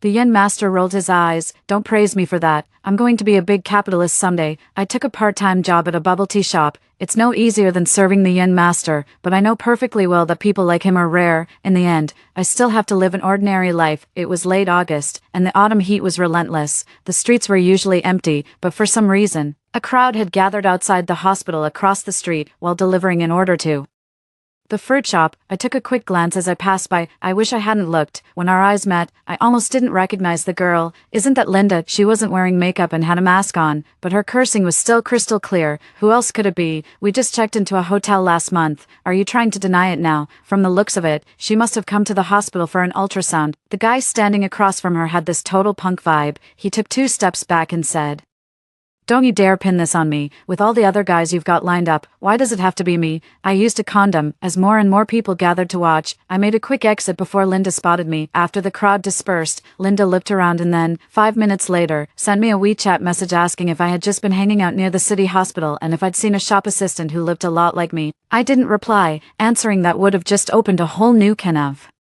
worms, and who knows what other trouble was waiting down the line. I scrolled through Beau's social media and noticed he hasn't posted anything since sharing a heartbreak song half a month ago. Looks like Linda really drained him dry this time. A few days later, when my summer job ended, I went home to get my school supplies and heard Linda's voice as soon as I stepped inside. "It's definitely yours. Now you need to figure out how to get me the money for the abortion." Linda's voice was choked with tears. I was caught in a dilemma, unable to advance or retreat, so I just stood by the door, waiting for them to finish talking before going in. Beau's voice trembled as he asked, "How much does an abortion cost?" 10,000. I just looked it up on Baidu and it says it only costs 6,000. How can you still try to rip me off at a time like this? Linda retorted angrily. "Rip you off? When have I ever done that? You're the child's father now. How can you say something so hurtful?" All right, my bad, but I don't have 10,000 right now. That 2-week trip we took cost over 100,000, and I still have 100,000 in online loans to pay off. Then go borrow more. Linda's voice became hysterical. Beau lost his temper and yelled, "Like hell I will." Linda froze for a moment before bursting into tears. Beau fumbled to comfort her. "Don't cry, baby. Let's make up first." "Of course we need to make up. Who else would go with me to the surgery? Maybe you should keep it. Have the baby. Fuck you, you bastard." Beau, text, asterisk. $#. Linda's repertoire of curses is truly breathtaking. If it weren't for Beau, I'd never have had the chance to hear such impressively creative profanity from a delicate-looking girl. Amid the commotion, my parents rushed back at the noise, and I followed them inside. They were overjoyed when they found out Linda was pregnant. Now it's 3 against 1, all trying to convince Linda to keep the baby. Linda's delicate, refined face twisted in rage as she screamed, "Are you insane? Take a good look at yourselves. Beau's already a loser with no money, and now he's drowning in over 100 grand of online debt, and you want me to have his baby? What do you take me for?" Beau tried to cover Linda's mouth, but she bit his hand hard before he could stop her. My mom snapped when she saw Beau getting bitten. She rushed over and slapped Linda across the face, but Linda didn't back down at all and shoved my mom to the ground. 7. What happened next was even more brutal. My dad pinned Linda's arms. My mom yanked her hair, and Beau, eyes blazing with rage, slapped her repeatedly. The air filled with a chaotic mix of roars and screams. Through the window, I saw neighbors gathering one after another. Let's be honest, who can resist a good spectacle these days? Beau quickly dragged Linda into the bedroom, where screams and the sharp sound of slaps continued to echo. It was impossible to tell who was on the receiving end of the blows. After sending the neighbors away, my father came into my room, rubbing his hands together. "Jackson, how much money do you have on you? Given the situation, don't you think you could spare some cash to help your brother out?" Noticing my silence, my mother chimed in, "Jackson, could you spare just 100,000, just that much? Your father and I will figure out the rest." I picked up my belongings and said coldly, "No money, not convenient, won't help, I've got things to do." My father's expression darkened as he blocked my path. "You earned that money so easily, why can't you help out your own family?" "That's right, Jackson, he's your own brother. How can you stand by and do nothing? Once we pay off these online loans and this girl gives him a son, your father and I will focus all our attention on you." They said my money came too easily, and then dangled empty promises in front of me. The scene felt all too familiar, like a haunting echo from a past life. The trust one placed in them back then marked the beginning of my downfall, and now, I walked away without a single glance back, leaving them to their hysterical ranting and cursing behind me. On the first day of school, I ran into the young master in the dorm. He pulled out his phone and transferred 100,000 to me. For once, Beau didn't make a sarcastic remark about me. He looked haggard and completely drained. Linda didn't show up for registration, and the whole school is buzzing about her disappearance. Some nosy classmates came asking Beau about it. At first he was evasive, but later, whenever someone brought up Linda, he'd snap back, "We weren't even dating. Why the hell should I care if she disappeared?" My parents still occasionally call, either demanding or threatening, trying to get me to give money to Beau for his loans. I refuse every single time. Meanwhile, the young master keeps dumping extra work on me like before, even having me do part-time planning at his family's company. It wasn't until I got there that I found out the campus belle was working there too. She was always the most practical marketer in our department. No wonder the young master invited her to intern as a sophomore. Now she co-manages the planning department with the young master's girlfriend. Though I'm technically her subordinate, she never looks down on me and actually treats me quite well. Word quickly spread among her classmates that she had become a planning director at a publicly traded company during her sophomore year, with a monthly salary of at least 30,000. It was No wonder the news became the talk of the town. Bo started getting close to the class belle, pulling out all the stops to win her over. Unfortunately, running low on resources, he could only bring her steamed buns every morning. He was convinced that his persistent efforts would eventually win over the class belle, who wasn't materialistic. To his surprise, she calmly turned him down for half a month straight. Others might not see it, but I know exactly what he's betting on. He's gambling that the class belle might be the type to shower her boyfriend with money out of blind devotion, but I've seen how she operates at work. Rational, efficient, professional. There's no way she'd be that foolish. Gradually, I realized her appeal went far beyond just her looks and figure, possessing wisdom and foresight beyond her years, yet completely free of arrogance. Marrying a woman like that would be the luckiest break in 1,000 lifetimes. Bo grew as frantic as a monkey on a hot griddle when the class beauty remained unmoved, his sleepless nights spent scrolling through his phone as his online loan interest kept snowballing. That day I took on a 5,000 yuan class substitution for the yen master. After hesitating for a long while, he pulled me onto the balcony when no one was around. "Can you give me this job?" I chuckled. "Sure." He immediately broke into a grin. "That's what brothers are for. How about 250? I'll transfer it after my shift." Bo froze, on the verge of flying into a rage. Just then, someone entered the dorm room, forcing him to suppress his anger. "You want to make money without losing face? Since when does the world work that way? Where's all that energy you had when you were humiliating me? Show it now." TCH never thought he'd actually go ask the yen master for help himself, and he told the yen master, "I have this rare condition that could suddenly kill me." Said if I had an episode while running errands for him, the yen master couldn't possibly shoulder that responsibility. Later, the yen master asked me right in front of our whole dorm room if I was really sick. My face was just pure shock and confusion. What could possibly be wrong with me? I'm speechless. Listening to my conversation with the yen master, Bo was utterly mortified. "Your brother must genuinely care about you to spread such an outrageous rumor." The dorm mates were quietly enjoying the drama until the yen master cracked a joke, making everyone lose it and burst into hysterical laughter. "Well, now it's clear who's more obsessed with money." Right on the mark, the yen master is truly a master of subtle cunning. Just a couple of words from him, and Bo vanished from the dorm without a peep. Bo was nowhere to be seen for the next few days. Rumor has it someone spotted him buying a knife at the flea market. A cornered beast will do something desperate. That's exactly what I was afraid of. I informed the yen master about Bo's debt situation and advised him to stay vigilant. The yen master chuckled. Someone like him would never have the nerve to kidnap me. The yen master's prediction was spot on. Bo truly lacked the courage to abduct him. He targeted the delicate class belle who couldn't hurt a fly, but just as he pulled out a knife to intimidate her, he never expected me to be right behind him. I gave the class belle a signal with my eyes, and the moment she dodged away, I launched a flying kick that sent Bo sprawling. When he turned and saw it was me, his eyes burned with rage, and he charged at me with the knife. He froze after just a few steps, then bolted in the opposite direction. Several police officers gave chase. It wasn't about online loans, but unlawful imprisonment. He was the mastermind, and my parents were accomplices. When Linda was found in the mountain hut, her eyes were completely vacant. I never even dared to imagine the three of them in this scenario. It's absolutely insane. I thought Linda's parents would sue until Bo and my parents ended up in jail, but unexpectedly, they opted for financial compensation instead. Overjoyed by the news, my parents quickly sold off the small village grocery store they were running and paid Linda's parents a sum of money. What shocked me even more was that, in the end, Linda's parents calmly asked Bo if he would like to marry Linda. The word snapped Linda out of her daze. She glared and declared she'd rather have an abortion than marry Bo. "You have no say in this." His father slapped her across the face, the blow shifting her expression from defiance to vacant stupor. Then she broke into a hollow, bitter laugh of resignation. After handling everything, Bo went back to school to take a leave of absence. Before leaving, he saw the class belle waiting for me downstairs at the dorm, holding a lunchbox. Just then, the rich kid came over again, asking if I had enough for the down payment on a house and if I needed to borrow some money. The class belle smiled sweetly and said, "If he agrees to be with me, I can pay for half." Yeah, I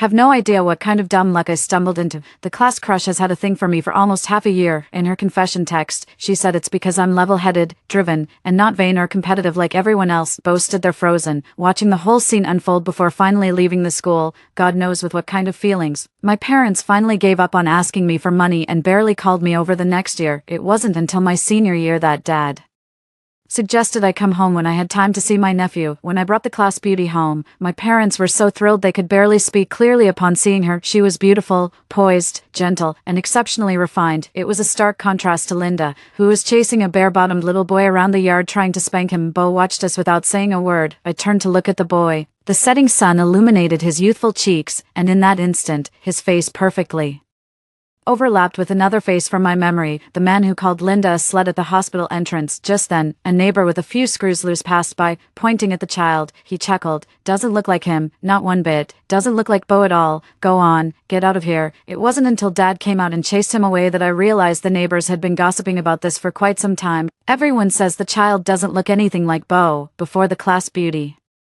And I left. Beau stopped me and asked if I could take him and the child to the hospital for a paternity test. Sometime later, my parents called to say Beau had been arrested. The paternity test had revealed the child wasn't his, and he'd beaten Linda until her face was covered in blood. The neighbors couldn't stand by and watch, so they called the police, although Linda's parents had essentially pawned her off on Beau. Seeing her beaten so badly and learning the child wasn't his, they naturally couldn't let the mother and child stay with my parents any longer. They took Linda and the child away. My parents seem to have aged 10 years overnight. Beau won't be out anytime soon. I moved them into a retirement home. I've done everything humanly possible. After graduation, the class beauty and I tied the knot, moved into our new home, climbed the career ladder with promotions and raises, and embraced all the wonderful blessings life had in store for me. Story 2. 3 days ago, my brother suddenly sent me a text message. There are less than 72 hours before the city will be surrounded by zombies. From this moment on, don't open the door to anyone, including me. I followed his instructions and managed to survive by luck, but then I discovered an even more terrifying secret about my brother.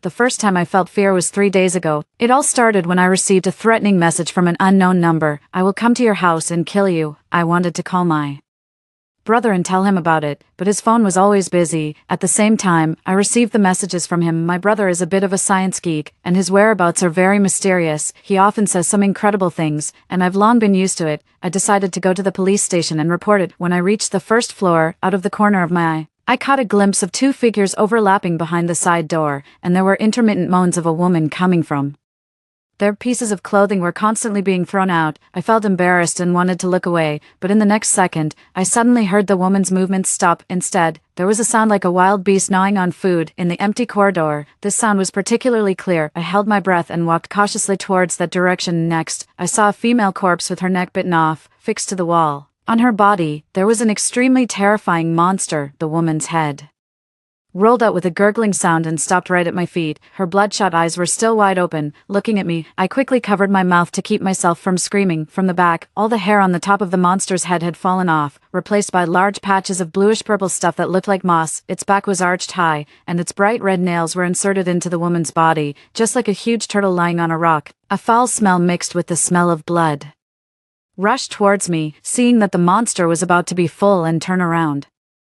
I turned and ran. I didn't dare to wait for the elevator at all. I rushed up the stairs with all my might. I have a weak heart and can't be too shocked. I tried my best to calm myself down, just as my steps were gradually becoming heavier and I was about to call the police. Suddenly, a heavy arm rested on my shoulder. Raven, where are you going so late? The voice-activated light in the dark corridor came on, and I watched as a long shadow appeared behind me. The blood in my whole body seemed to flow backwards. The arm on my body was so heavy that it made me breathless. I didn't know what to do and desperately prayed in my heart for someone to come and save me. What's going on? Why are you sweating so much? I turned my head dully and found that it was actually my neighbor, Auntie Brielle. Auntie Brielle, great, it's you, thank goodness. I finally let out a sigh of relief and thought about whether to tell her what I had just seen. Auntie Brielle also has a heart condition and has been taking medicine. I can't be too straightforward, but I have to get her to take it seriously. What happened just now was too terrifying. There was actually a monster in the residential building, and I had to call the police quickly. Just as I was about to take out my phone, I suddenly heard a sound of swallowing. Then came the second sound of swallowing. I slowly raised my head. I don't know if it was the problem with the light, but Auntie Brielle's face looked extremely pale. Raven, come closer to Auntie, let Auntie wipe the sweat off you. She reached out her hand to me. When her sleeve lifted, large patches of bluish-purple stuff like moss were revealed on her arm. She was the same as the monster that had been gnawing on the corpse just now. At the moment, she was stiffly turning her neck and staring straight at me too. Auntie Brielle, I still have something to do, so I'll go first. My head was buzzing, and I quickly said this and started walking upstairs. There was still one floor left to my home. Every step I took, my legs felt as heavy as if they were filled with lead. 1, 2, 3. I counted silently in my heart. 4, 5, 6. I heard footsteps sounding synchronously behind me. She was following me. My knees almost gave way and I knelt to the ground. I didn't dare to accelerate rashly and tried to maintain a normal pace, but the person behind me was following very closely, as if they would pounce on me violently at any moment. I walked in fear like this. Suddenly, I felt the Footsteps behind me disappear. I don't know if it was because of excessive nervousness, but I felt my scalp itch a bit. Taking this opportunity, I quickly reached the door of my home, took out my key, and turned the doorknob, but the moment the door opened, my pet dog, Coco, barked fiercely and pounced out. I was caught off guard and was knocked to the side and fell to the ground, just as I was about to curse angrily. A black shadow flashed before my eyes. It turned out that Auntie Brielle, who had suddenly disappeared just now, didn't really disappear. She was just hanging upside down on the ceiling and had been following me all the way. The strange feeling I had felt was actually her hanging hair, and just now, she had completely dropped down, right behind me. Her long nails were about to scratch my scalp. If it weren't for Coco knocking me away, I would already be a corpse. I watched as Coco pounced on that pale face that had dropped down. Auntie Brielle's mouth was wide open, and her teeth were bright red. Coco started fighting with her. I didn't have time to stop it. I watched helplessly as my Coco, the Coco that I had raised for 8 years, was directly bitten and torn at by her. Intense pain tore at me, but I had no other choice. I could only hide in my home as quickly as possible. There were heavy thumps outside the door, accompanied by hoarse roars. Auntie Brielle was pounding on the door insanely outside. I was in tears. Coco, I regretted it deeply. I had deliberately not given it the small cookies it loved the most before to make it lose weight. In fact, I had bought a lot, but it would never be able to eat them again. Just thinking that my former friendly neighbor had now turned into a zombie and wanted to kill me made my heart ache even more. I quickly found some medicine and swallowed it, and just then, I received the rest of my brother's messages. The zombie virus has spread rapidly among the population. According to incomplete statistics, 4/5 of the people in the city have already mutated or are carrying the virus. People infected with the zombie virus will have several times more physical strength than usual. Their intelligence remains at the level of an 8-year-old child. They can disguise themselves and lie. The brains of the infected people are completely controlled by the virus, and they can no longer be called human. I have stocked up enough food in my room for you to last a month. Hold on, and there will be a rescue. You must remember that from this moment on, keep the doors and windows tightly closed. Absolutely do not go out. No matter who knocks on the door, do not open it. Absolutely not. After reading the last text message, I completely broke down and burst into tears. Zombie virus factors were detected in my body an hour ago. After an hour of emergency surgery, I'm sorry, my dearest sister. Your brother can no longer protect you, but your brother will always love you. I looked ahead through my blurred tears.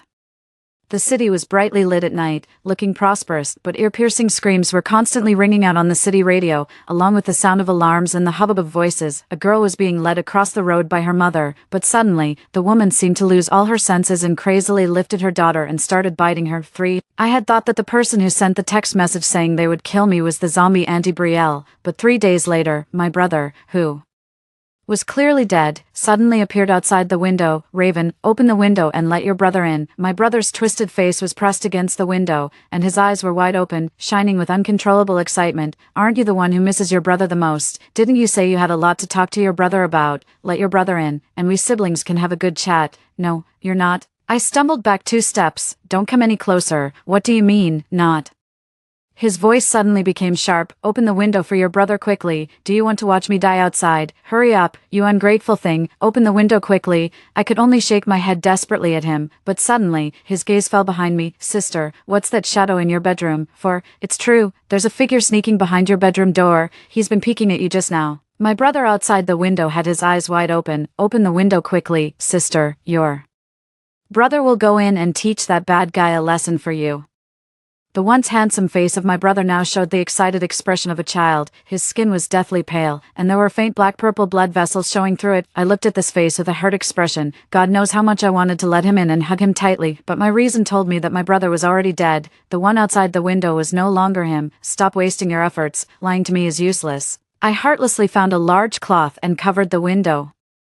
Then I sat on the sofa and planned to play a game to distract myself. Games consume a lot of data. I turned on the Wi-Fi and was about to connect when suddenly, I saw an extremely unfamiliar hotspot in the wireless list. Wangiofi 520. It had full signal. My hand froze in midair. Besides my home's Wi-Fi, only this unfamiliar hotspot had a full signal. Even the neighbor next door, who is the closest to my home, only had 2 bars of signal. So, I thought of that threatening text message from 3 days ago again. I met Auntie Brielle in the corridor, and it was probably just a coincidence that she was chasing me. In fact, there really was an uninvited guest in my home. Just thinking that I might have been living with a stranger for several days made me shiver. God knows what that person would do after I fell asleep. At the moment, I was leaning against the sofa with my back to the bedroom, and my back was already soaked with sweat. The air was terrifyingly quiet, the ticking sound of the clock Hands turning and the rumbling sound of the water dispenser heating up became louder. I wanted to use these sounds to cover up my movement of standing up and going to another room, but I ignored the fact that if I could think of this, someone else could too. In the next second, a pair of hands suddenly grabbed my neck from behind. I suddenly screamed and jumped up, and the person behind me seemed to be even more timid than me. His hands immediately withdrew. The boy was probably 15 or 16 years old. His lips were pale due to days of hunger, and his eyelids were drooping heavily, opening and closing intermittently. Only then did I see clearly that this was the little grandson of the grandma downstairs. Cassius, water. The boy seemed to be hallucinating. He opened his mouth, his eyelids rolled up, and he fell to the ground. I looked at the hungry teenager lying on the ground and thought again and again about whether to throw him out to feed my brother. After a few seconds, I resigned myself to picking up the water kettle and pouring him a glass of water. 5. Cassius woke up slowly. I kindly took out half of the food that my brother had stocked up for me and gave it to him, but I don't know if he was too hungry or what. He picked up Coco's dog food beside him and stuffed it into his mouth. Eat slowly, considering that Grandma Madison had been very kind to me before. I didn't hold it against him for his attempt to harm me just now. Fortunately, my brother had bought me a large cabinet full of bread, milk, ham sausages, yogurt, steaks, compressed biscuits, and so on in advance. Otherwise, I would have felt a bit watching him eat. Cassius wolfed down the food. After a while, with his mouth full of dog food, he said,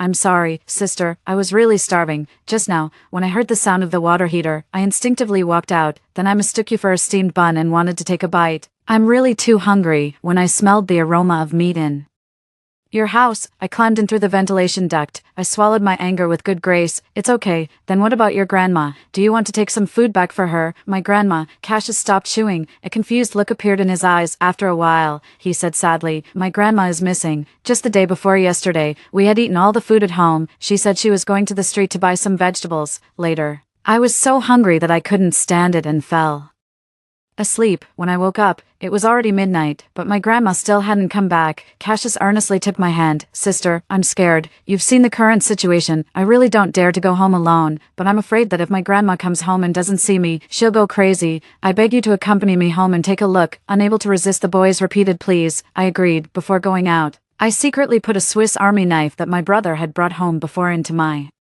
pocket. 6. When we arrived at Cassius' home, a musty smell caused by poor ventilation hit us. There was also a faint fishy smell. The room was very dark. I took 2 steps inside, and then Cassius fumbled to turn on the light. As soon as the light came on, I saw that I was stepping on a patch of dark brown. There was a long stream of red flowing out from the refrigerator, which had already wound its way to the door of the bedroom. I turned my head and just happened to meet Cassius' expressionless face. "When did he get so close to me?" "I'm sorry, my grandma is too thrifty. She always turns off the power switch, and that's how the things at home got broken." Cassius opened the refrigerator with a helpless look. Sure enough, there were some spoiled pieces of meat inside, and the blood that had flowed out had already solidified. After looking at it for a few times, I couldn't help but want to leave. "Grandma Madison probably hasn't come back yet. Let's go." "Wait a moment," Cassius suddenly said. "I'll pack some things, sister. Please wait for me a moment." After saying this, he turned and went into his room. The light in the living room was on, but it was still very dim. I didn't want to stay in this creepy scene any longer and instinctively entered a bedroom nearby. This bedroom was obviously where an old person lived. The windows were completely blocked by curtains, and the light was very dim. I groped along the wall for a long time but couldn't find the switch. It was too dark. So I took out my phone's flashlight to illuminate the area. The pale light swept across the wall, casting 2 distorted shadows on it. 2 corpses sealed with plastic were standing by the wall. There was a circle of black thread sewn around their necks, but their heads were still tilted. This meant that the deceased had been beheaded before their death. Didn't Cassius know? No. How could he not know? He had only been away from home for 2 days. But judging by the degree of the body's waxification, it must have been at least half a year, and one of them was an extremely short and hunched old person. It was Grandma Madison. I shuddered all over at this moment. Cassius' eerie voice came from the living room. "Sister, where are you?" 7. There were footsteps coming from the living room. "Here, there's a bloody footprint." The suppressed laughter was almost enough to make one's blood vessels burst. The next second, the door was suddenly pushed open. I hid under the bed, covering my mouth tightly, and watched as those 2 calves moved back. Under Cassius' trouser legs, there were the all-too-familiar bluish-purple scars. He had already been infected by the virus. I never would have thought that the person who sent me the text message threatening to kill me was actually Cassius. A minute ago, I saw with my own eyes 2 corpses. One was Grandma Madison's, and the other was so severely waxified that I couldn't tell who it was, but both of them had been beheaded. And this was a common modus operandi of zombies, so the zombie virus had already appeared half a year ago. Cassius, you've hidden it so well. The Cassius at this moment was no longer the shy teenager who used to live downstairs from me. His brain had been completely gnawed away by the virus, and now he was just a zombie. I clenched the knife in my pocket. The person in the room seemed certain that I was hiding somewhere. He rummaged through things without getting tired of it and showed no sign of leaving at all. After searching for a while, he walked to the wall and asked the two silent corpses, "Grandma, have you seen Sister Raven?" After a moment of silence, he giggled. "Oh, I see." Sure enough, Cassius' steps were no longer messy. Suddenly, I felt my vision go dark in front of me. I looked up and found Cassius lying on the ground in an extremely twisted position, with his eyeballs almost popping out. A cold breath blew onto my face. "Sister, what are you doing lying here?" I slowly crawled out from under the bed, taking him by surprise. I quickly took out the knife from my pocket and pressed it against the carotid artery on Cassius' neck. It was the first time I had done such a thing, and I was extremely nervous. I tried my best to put on a fierce expression, but I couldn't bring myself to swing the knife down. "You're not Cassius anymore. What on earth do you want to do?" Cassius blinked slowly, looking confused. "You are a zombie." I forced myself to spit out these four burning words with great difficulty, and the person in front of me was still playing dumb. "Okay, I'll ask you, if x equals 1, then what is x?" Cassius tilted his head and looked at me in surprise. "What?" Looking at his completely confused expression, I finally made up my mind and quickly stabbed the knife in. "You're still lying to me. Zombies only have the intelligence of an 8-year-old. Cassius is already in his senior year of high school. The only one who can't solve equations is a zombie." I stumbled back 2 steps, almost in awe of my own intelligence. The virus inherits all the memories of the host, but it can't inherit the host's logical thinking ability. But to my surprise, the person in front of me actually sneered. "Sister, this isn't how you kill a zombie." He pulled out the knife, and with a click, his neck snapped back. He grinned at me and charged straight at me. 9. I underestimated the strength of a 17-year-old zombie, which had been expanded 4 times. I was quickly subdued by him, but just as his sharp teeth were reaching towards me, his movement suddenly stopped. He turned his head slightly, as if he had received some kind of induction. I noticed that the corner of his mouth twitched distortedly. The next second, there was a loud crash outside. Before I could react, a black shadow had rushed in from the door and directly collided with Cassius. "Sister, your brother is here to save you." Cassius instinctively let go of me and started fighting with the brother who had pounced on him. Both of them had incredibly great strength. With just one palm, they could smash the other's chest. I scrambled to the door. "Sister, hurry up and help your brother. Your brother can't hold on anymore." Cassius had just been fed dog food by me, and my brother had been hungry for many days and was running out of strength. He had already been hit several times by the other party, and his internal organs were almost vomiting out. I looked at this tragic scene with pity and slipped out of the room. "I don't believe you at all. It's clearly a battle for food, isn't it? This zombie with the intelligence of an 8-year-old is really something. He's so obsessed with being my brother that he's even addicted to it." As I rushed into my home at the fastest speed, out of the corner of my eye, I saw a woman with long hair standing quietly in the corner of the staircase. She was wearing a red dress and looked like a ghost. Is this one also a zombie for some reason? The moment I saw this woman, an unprecedented sense of fear, as if it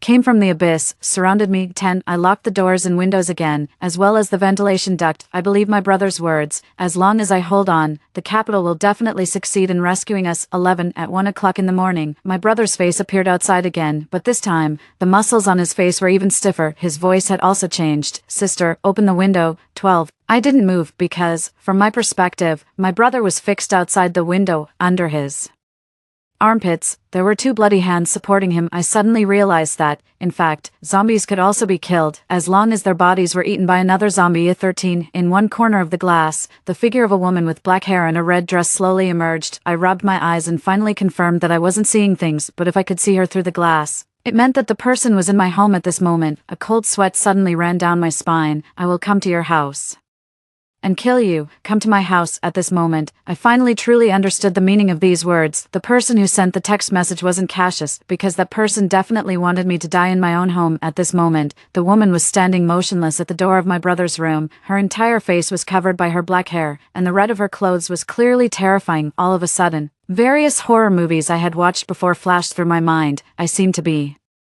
able to see the image of her reaching out her hand and charging towards me. I had never seen this woman before. Why did she want to kill me and insist on choosing my home? Suddenly, the electric light in the room made a strong current sound, flickering on and off. Zizz, zizz. The TV turned on automatically, and the screen was filled with snowflake-like fragments, as if a trapped person was roaring in pain. I instinctively trembled. When I slowly turned around with bated breath, I found that the girl standing at the door of the room behind me had disappeared, but the next moment, a pair of hands from above suddenly grabbed my shoulders and pressed me into the sofa, forcing me to look at the TV. The long red nails gently scraped against my face, and I couldn't move. A strong premonition told me that if I took my eyes off the TV for even a moment, the red nails would not hesitate to pierce into my eyes. The snowflake fragments gradually merged into a blurred image, and the image gradually became clear. I saw a missing person notice from half a year ago. Sophie, female, 16 years old, she was wearing a white short skirt when she went missing. She was 163 centimeters tall and weighed about 40 kilograms. The most distinctive feature was her eyes, which were amber eyes that could emit a blue light. On the screen, a middle-aged woman who was crying uncontrollably was throwing herself on the ground and crying, pleading with everyone to help her find her daughter. Looking at this missing person notice, every cell in my body was screaming at myself, could it be? No. This is impossible. How could it be? Half a year ago, around the time the girl went missing, my brother had shown unprecedented excitement. That day, he stood by the window, and the sunlight was shining on his face. His expression was extremely gentle, which was rare for him. Raven, I met a girl with amber eyes. She's 1 in a million. Her eyes can actually emit the luster of the sky, amber eyes that could emit a blue light. Although I really didn't want to admit it, the reality was in front of me. The girl my brother met was the missing girl on the TV. I thought my brother had fallen in love at that time. Later, he really rarely came home and left early and came back late, not knowing what he was busy with, but I never expected that this girl had actually gone missing. Cassius, who was pretending to be my brother outside the window, had a very intense reaction when he heard the sound from the TV. He banged against the glass frantically. If the doors and windows hadn't been modified by my brother, I would really have been scared to tears. Your brother is a sinner. A faint voice slipped past my ear, and those hands suddenly disappeared. 14. Everything seemed to return to normal immediately. I immediately got up and ran to the bedroom and the ventilation duct. I had to escape from home, but just as I was halfway through the duct and almost touched the light, suddenly, a huge eye blocked my way ahead. It was a severely mutated zombie. Its body had expanded several times that of a normal person. Its cloudy eyes blocked my way, and there was a wild light shining in them. I thought something was wrong and wanted to turn back, but then I saw that right behind me, a girl with black hair and a red dress was crawling towards me at high speed. Using both her hands and feet, I let out a scream, and the sound seemed to stimulate her. She crawled even faster, but she didn't notice the faintly trembling muscles on my lips. It was time. I grabbed the army knife in my pocket and opened the valve behind me. The ventilation duct that had been modified by my brother also had a passage that led directly to his bedroom. This was a game we used to play with great enthusiasm when we were children. After I slid into my brother's bedroom, I quickly closed the valve. At the same time, I rushed into my bedroom and sealed the duct. The female zombie had already rushed to the duct opening in my bedroom. I would have been finished if I had been just a little slower listening to the shrill cries coming from the duct. I patted my chest with lingering fear and decided to go to my brother's bedroom to sleep. I'm sorry, brother, although you always didn't let me into your room before and I promised, but now the situation is urgent. You wouldn't let your sister fall asleep listening to these noises, would you? I carried the quilt and went to his bedroom. I don't know why, but the temperature in my brother's room was so low. I curled up inside the quilt, but I still felt like I was in a glacier. There was no other way. I opened his cabinet, trying to find something to cover myself with. Kwang. The moment the cabinet door opened, a touch of red showed up. There was a woman hidden inside. Her black hair covered her face, and her red dress was as red as blood. 15. I never would have thought that the woman would actually go back into the cabinet, but the woman didn't climb out. No, to be precise, she didn't make any movement at all. She was like a person in a deep sleep, motionless in the dark. I stood still for 2 seconds and then summoned up the courage to gently touch her. The woman fell straight out. It turned out to be my brother's mannequin. He sometimes had to study the human body structure when doing experiments. He had to disassemble it with his own hands. Since he couldn't use a real person, he made a realistic mannequin to study, but this mannequin seemed somewhat familiar. I slowly used my hand to push aside the mannequin's hair. The next second, I collapsed to the ground. It was exactly the same. It was exactly the same as the photo on the missing person notice shown on the TV. On the collar of the mannequin, there was also a terrifying note pinned. An error occurred during the genetic research process. This person is now a half-zombie with complete will. She has escaped into the crowd and is very dangerous. If you see her, you must kill her. 16. A bolt of lightning split across the sky outside the window. Then, the sound of rumbling rain roared down in torrents. 17. On this night, I cracked my brother's computer password and opened the folder on the desktop named Secret. It was in this folder that I saw the unknown side of my most admired and beloved brother. The folder was filled with all kinds of photos and texts. Each photo recorded an extremely terrifying truth. My brother had been conducting illegal human experiments. I never would have thought that some of the models that he claimed were human organs and that he had been studying at home were actually real. At first, he obtained the consent of the patients' families and the patients themselves with a large sum of money. He moved the patients who were terminally ill and had only a few days to live to his laboratory to study their body tissues. All kinds of deformed human body pictures were displayed on the computer. Countless patients died in a state of being neither human nor ghost under his scalpel. He took photos of each of them and recorded them, and then moved on to the next one, and the girl named Sophie had indeed come into contact with him before her death. She was also his last experimental subject. The moment my brother saw her, he knew that this was the extremely rare gene he was looking for. My brother wrote in the computer, "The moment I saw this girl, I was completely shocked. My world collapsed and was rebuilt. Heaven has treated me unjustly, but in the end, it has not been too harsh on me. I know that I will definitely succeed with her. This time, my brother did something bad. He illegally took this girl away, trapped her in the laboratory, and forced her to undergo hundreds of surgeries, but due to the high difficulty, his surgeries didn't seem to be going in the direction he had expected." My brother recorded one day, "It seems to have failed. The injected medicine has caused the human body to mutate, and it seems to have turned her into a zombie." But the next day, he excitedly took hundreds of photos. "God has answered my wish, although things have exceeded my expectations, they have developed in a more ideal direction.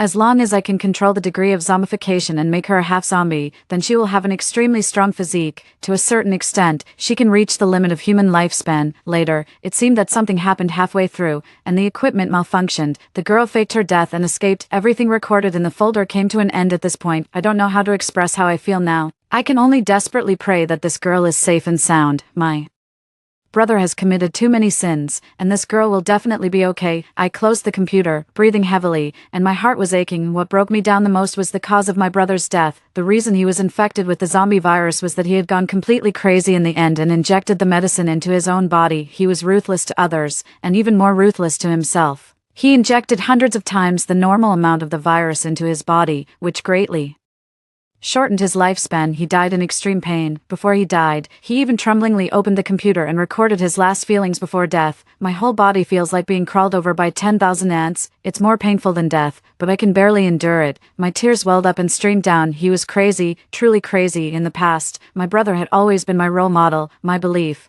and the greatest attachment I had to the world and all my hopes for beauty. But now, my world has completely collapsed. 18 and my heart was hurting more and more severely. I gradually couldn't catch my breath, and my consciousness became blurred. When I woke up, I found myself tied to a piece of equipment. In front of me stood a woman in a red dress. At the woman's feet, there were many zombies kneeling like pets, and one of them was Cassius. The entire laboratory was extremely empty, but zombies were crawling all over the ceiling and corners. Their expressions were ferocious. Their appearances were terrifying, and they were waving their claws, just like wild beasts. Countless zombies let out hoarse growls from the depths of their throats, and in extremely twisted postures, they prostrated themselves at the woman's feet, constantly licking her skirt with their dark green tongues, and the woman remained motionless like a ghostly sculpture. Suddenly, I noticed that all the zombies had bluish-purple scars like moss all over their bodies, and when the wind blew aside the long hair on the woman's forehead, revealing a bit of the skin between her eyebrows, there was a bluish-purple tattoo flower. Suddenly, one of the young zombies seemed to have a painful expression. It seemed that he had awakened something and opened his mouth to call out "Mom." In an instant, the woman pounced and bit his neck. The little zombie let out a loud scream, but the woman bit down firmly. Finally, she staggered back to the distance, still with her long hair covering her face, and it was impossible to see the expression on her face. The connection between the little zombie's neck and head was almost broken, held together only by a thin tendon. There were 2 deep bite marks on the neck that exposed the bone. It was as if the teeth of some wild beast had been directly inserted. Soon, the zombie became numb again. He held up his swaying head and knelt down at the woman's feet, licking even more vigorously than the other zombies. I almost went crazy after witnessing all this, a large-scale scene of zombies infecting people. This woman was the mother body. It turned out that everything that happened in the city was related to her. It was her who turned everyone into zombies. She was the origin of the zombies. 19 I was angry, couldn't bear it, and was in pain, but I was the least qualified to hate, because this woman was caused by my brother. She was the escaped Sophie. 20 I finally understood why she wanted to kill me in my home, because it was in this home, in my brother's temporary laboratory, that he performed the first surgery on Sophie. "You're awake," the woman finally spoke. I had never heard such a hoarse voice, like scratching on tin, almost spat out while choking.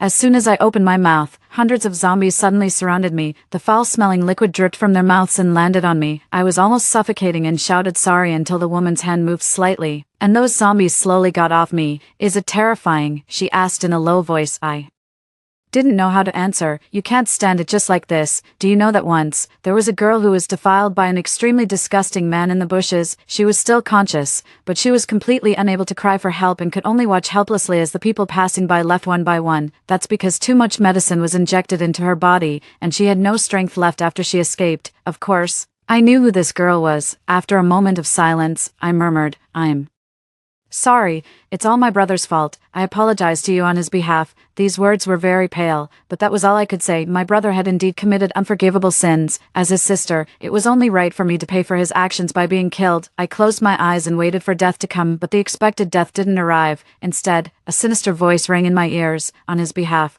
haven't you noticed that all the patients your brother treated suffered from extremely severe congenital heart disease? Congenital heart disease. I suddenly opened my eyes. The woman's fingers were gesturing in front of my chest. Just like you, congenital heart disease that can't be cured by medicine. You can only live until you're 40 years old. What do you mean? I said in a trembling voice. The woman's nails had unknowingly pierced into my flesh, but I didn't feel the pain. The huge shock had made me numb, and I just wanted her to make things clear. Your brother did all this because of you. Countless bodies are buried underground here. Your brother kept changing the subjects and conducting countless experiments, until he met me with the most special genes. He found that I seemed even harder to kill. The woman stiffly turned her neck, and her long hair fell on my face. Do you know what I went through after I escaped? Why, every zombie decapitates the person they kill. That's because of me, the mother body. I was decapitated by that rapist, thanks to the many medicines your brother injected into me. A zombie-like mutation occurred in my body. I survived. He forcibly turned me into this inhuman appearance with the zombie virus, and after I escaped, the heavens have eyes, he himself was infected with the virus. You don't know how happy I was when I saw him outside the window just now. The woman's voice gradually became shrill. Finally, I clearly saw that she pushed aside the hair on her forehead, revealing her face that had been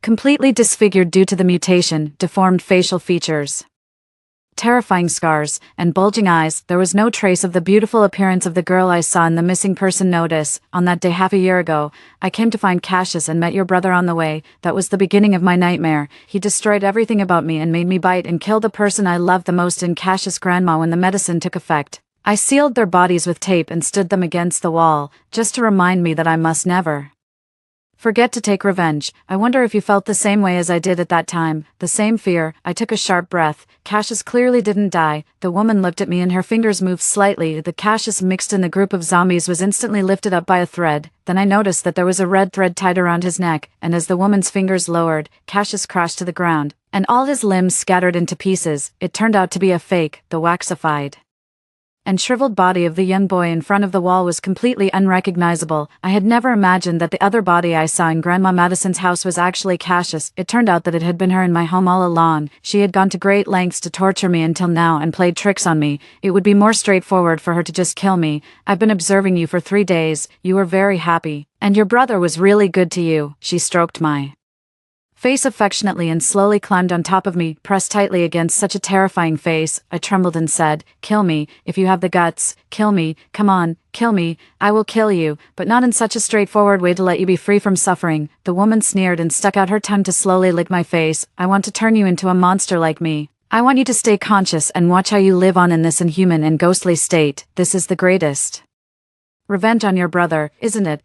A sharp pain hit me. I felt that my chest was cut open, and my heart was tightly grasped. I gradually lost consciousness. In the last second before I lost my consciousness, I softly said in my heart, "Brother, finally, we got what we wanted." 21. As my brother's closest relative, when I read the information on his computer, how could I not understand his intentions? And how could I not know what he had gone through? When my brother was still conscious, he had forced himself to go home to reinforce the house for me. In the ventilation duct, he found the mucus secreted by the zombie's body. He knew that smell all too well. Therefore, the final step of his plan was to turn me into a half-zombie like Sophie, with an independent will and a powerful body. Next, I saw a female corpse with her neck bitten off, fixed to the wall. On her body, there was an extremely terrifying monster.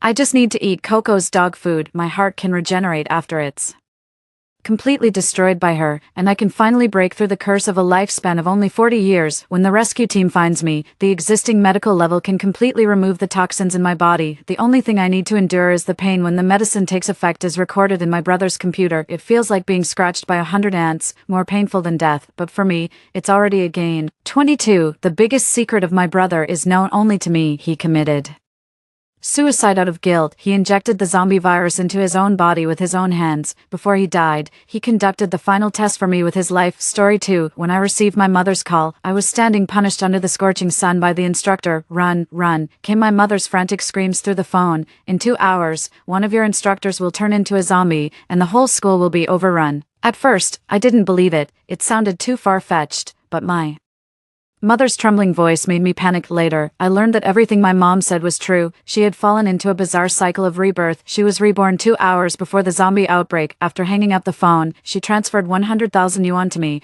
instructing me to stock up on at least 2 months' worth of supplies within 2 hours and then lock the doors and windows and hide. Although my family was fairly well off, 100,000 yuan was not a small amount. My mother was serious. You worthless thing. The instructor came over, fuming. Did I tell you to stand here as punishment or to make phone calls? Of all the classes I've taught, I've never seen a student as undisciplined as you, so fond of making calls. Fine, continue standing. Don't think about leaving unless you complete the 2 hours. I knew he was targeting me. With so many in the class, everyone would slack off when he wasn't looking. But he always singled me out for scolding. I've always been soft-hearted.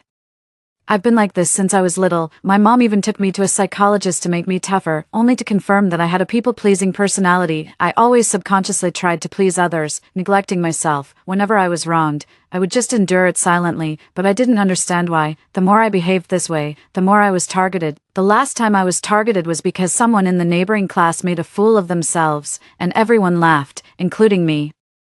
The instructor kicked me in the shin, demanding, "Who allowed you to laugh without reporting first?" Initially, I really didn't know what I had done to offend him, until I later saw my bullying roommate Scarlett getting close to him. Then I understood everything. I glanced at the time. It was exactly 2 p.m. Seeing my expression, the instructor kicked my shin as usual, his tone more malicious. "Try looking around again. Stand properly." Under the shade of a tree, Scarlett and a few other classmates were eating ice cream, eagerly watching the scene with grins, but no one expected that this time. After taking a deep breath, I didn't just swallow the insult. Instead, I kicked back, causing the instructor to howl in pain as he clutched his ankle and hopped around. "Stupid instructor, I'm done playing with you." After leaving those words behind, I didn't waste any more time and ran off as if my life depended on it. Scarlett rushed up, supporting the instructor, glaring at my retreating figure and yelling, "Evelyn, how dare you hit the instructor? You must be crazy. See if you ever come back to us, or you're dead. I'm telling you, who cares? In 2 hours, it's questionable whether anyone here will still be alive." Without turning back, I was frantically planning in my mind. With only 2 hours, I definitely couldn't go back to the dorm. Out of 6 people, 5 were bullying and isolating me. Luckily, because of the bullying, I had been looking for a rental since the second day of military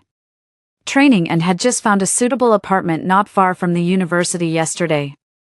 It was a loft on the 13th floor, 2 stories high, with a monthly rent of 1,500, which I had rented for a semester. I never thought it would come in so handy. Being on the 13th floor might make moving supplies a bit challenging, as going up and down could waste some time. Every second now was crucial for survival. I couldn't help but breathe faster as I walked and took out my phone. No matter. I decided to first place some orders on a delivery app. I was cautious about ordering too much, fearing it might draw attention, since the apartment building had only one main entrance with security always present. Frequently moving a lot of supplies might be too conspicuous, especially since I would be spending the coming days alone. With these thoughts in mind, I judiciously ordered some vegetables, eggs, and meat. Actually, I'm not good at cooking and I don't really have a sense of measurements. I just randomly pick out items. The vegetables cost me over 300, and various meats almost 600. Though I can't cook, I still buy the groceries, as having supplies gives a sense of security. I ordered a whole box of cold medicine, anti-inflammatory drugs, bandages, and iodine online. While placing these online orders, I rushed into the campus supermarket and emptied the shelves of all the ready-to-eat foods, grabbing about 50 packets of instant noodles and 50 other quick meals until my basket was full. I glanced around and my eyes landed on some suitcases for sale, unusually for me. I didn't even check the prices before picking up 2 of the largest suitcases and heading to the checkout to continue filling them with more supplies. I managed to pack about a month's worth of ready-to-eat food and about 30 bottles of 1 5-liter water into one suitcase. These items are essentials, and I had to drag them back to my apartment no matter what, as they would be my sustenance for the next 2 months. Seeing the mountain of instant food at the checkout, the cashier blinked and asked, Are you taking all these? My heart pounded and sweat covered my forehead as I nodded. Please hurry up with the checkout, I'm in a rush. Although I said that, the cashier was scanning each item slowly. Just then, the supermarket door opened and a group of girls walked in chatting. Does applying ice water really help? Of course it does. Didn't you see how swollen the instructor's ankle was? Evelyn really kicked hard. That was quite vicious. Suddenly, they stopped and all turned to look at me at the checkout. Scarlett squinted her eyes. Evelyn, I ignored her, focusing on packing my instant noodles, a large bag of steamed buns, and chili sauce into the suitcase. Checking the time, it was already 2:20 p.m., and I could still make at least 2 more trips with these large suitcases. But here, in less than 100 minutes, this place would become a living hell. Scarlett walked up with her arms crossed, sneering at the convenience food. Where are you fleeing to with all this? $2.50 per packet for the noodles. Buying so many, it made sense, though. $2.50 wouldn't even buy a dish in the school cafeteria, but it could buy enough noodles to fill you up. How pathetic. Seeing that I ignored her, I carefully packed the food and zipped up the suitcase. My roommates, seeing this, mocked. Some people probably have never eaten anything good in their lives, treating these things like treasures. It's quite pitiful to see, but inside, I scoffed lightly. Laugh all you want, even louder. You won't believe that in a month, you'll be fighting bloody battles and kneeling for these very cheap foods. Part 2. When I reached the apartment entrance with the 2 large suitcases at 2:40 p.m., it was just my luck that both elevators were stuck on higher floors and not moving. Suddenly, a voice from behind startled me. Why are you dragging such big luggage by yourself? I jumped and turned around to see a bald man in his 50s. He was dressed in a security uniform, not very tall, with dark skin, and kept sizing me up with his hands behind his back. His eyes were small but sharp, squinting slightly as he casually asked, "Young lady, what have you got in there? Need any help?" "I just moved here with some clothes and daily necessities," I said, shifting my suitcase to the side. "No need, I can manage on my own." Fortunately, the elevator arrived just in time, and I hurriedly dragged my luggage inside, only to find that the elderly security guard had followed me in the cramped space of the elevator. I could feel his gaze fixed intently on me from behind. I turned to him. "Which floor are you going to?" He waved his hand dismissively. "Don't mind me." I fell silent and pressed the elevator button. I was renting an apartment on the 13th floor, but to be cautious, I pressed the button for the 10th floor first. After reaching the 10th floor, I stepped out with my suitcase and made sure the old man didn't follow. Then, I switched to another elevator to reach the 13th floor. As soon as I unlocked the door and entered, I dumped everything out of my suitcase. Coincidentally, the food delivery arrived at that moment, and the entrance was cluttered with packages of various sizes. I didn't bother to tidy up. I just closed the suitcase and continued to bring supplies from the convenience store at the entrance of the apartment. After 2 more trips and checking the time, there were only 25 minutes left until the zombie outbreak. I could have made another trip, but I didn't want to take the risk. Looking at the pile of supplies that had amassed into a small mountain, I decided it was enough. These supplies would last a girl like me not just 2 months, but even half a year. Rice, flour, and oil, each in a large container. I had stocked up 100 packs of instant noodles, even in different flavors, 20 self-heating hot pots, 15 bags of hot and sour noodles, and 10 packs each of dumplings and wontons. In addition, there were various snacks like sausages and chips for drinks. Not only did I have mineral water, but I also stocked up on large bottles of iced tea, cola, and Sprite, each in 1-liter sizes. Vegetables and meats filled the refrigerator. I had stocked up 3 months' worth of feminine hygiene products just to be safe. I got 5 chargers and 10 power banks. Having watched some disaster movies, I knew zombies were particularly sensitive to noise. I had lost an earphone, so I made sure to buy 2 more at the convenience store. Everything was ready. I double-locked the door and barricaded it with the coffee table from the living room. Then, I turned off the living room lights and drew the curtains, collapsing exhaustedly on the sofa. Looking at my supplies, I couldn't help but feel a liberating sense of surviving a catastrophe. During this time, my mom had sent several voice messages that I hadn't answered. No, I finally had time to respond to her on Instagram. I learned that my parents had also prepared their supplies and secured their home, quietly waiting for 3 o'clock to arrive. Although we were in different cities and couldn't be together, knowing that we were each in a safe and well-supplied environment brought me some peace of mind. I chatted with my parents in our family group, lifting the curtain slightly to peek outside. From my 13th floor apartment, I could see the school playground where students were dispersing, laughing and chatting, oblivious to the impending nightmare. I closed the family chat and glanced at my class group, only to discover that I had unwittingly become notorious. From the school forum to social media and confession walls, there was a flood of criticism and spam about me. Although the posts were anonymous, I knew all too well that Scarlett was behind them. From the first day of room assignments at the start of the school year, she had been like a nightmare to me. Scarlett, with her stunning looks, was declared the class beauty just a week into military training, her arrogance deeply Ingrained, she thought my quietness was a psychological defect and started off by making fun of me, which only escalated over time. The incident that struck me most was one time in the cafeteria when she saw me meticulously cleaning my plate with every spoonful. She scoffed and said, "My goodness, you ate so cleanly that the plate doesn't even need washing. No wonder you're as fat as a pig, seriously. If I were as fat as you, I'd rather die." Am I really fat? I'm 165 centimeters tall and weigh 105 pounds. While I'm not exactly skinny, calling me as fat as a pig is a bit much. I really don't understand Scarlett and her friends, who seem to take pride in not finishing their food and wasting as much as possible. In the past, my people-pleasing personality always made me tolerate her sarcasm, and I was subconsciously afraid of ruining relationships with others. But now, suddenly, a scream from downstairs interrupted my thoughts. I looked out and saw chaos on the school playground. Everyone was screaming and running away, some with their heads tilted at odd angles, growling and roaring strangely. Looking at the time, the minute hand was pointed right at 3:50. What's going on? Could the zombie outbreak have started early? I broke out in a cold sweat. Thankfully, I hadn't been greedy for more supplies. If I had gone downstairs at 3:35 to move a third batch of supplies, whether I could have come back unscathed would be questionable. The bedroom, with the curtains drawn, was somewhat dim. The quiet around me starkly contrasted with the panic and fleeing downstairs. The spread of the zombies was much faster than I had anticipated. The streets were already filled with many infected people, their necks crooked, faces deathly pale, bodies covered in blood, seemingly oblivious to pain, mindlessly attacking and biting, their numbers growing. Even though I had mentally prepared myself, the gore was still unsettling. I quietly closed the curtains and grabbed a bottle of milk tea, taking a few sips to calm my nerves. Soon after, running and screaming could also be heard in the apartment corridor. I looked at my securely locked door and the coffee table barricading it, knowing that as long as I stayed silent and didn't open the door, I wouldn't attract the zombies. But the screams outside were heart-wrenching. "Open the door, please open it." The voice sounded like a girl about my age, probably another student who lived off campus. "Dylan, I know you're in there. I just went out to buy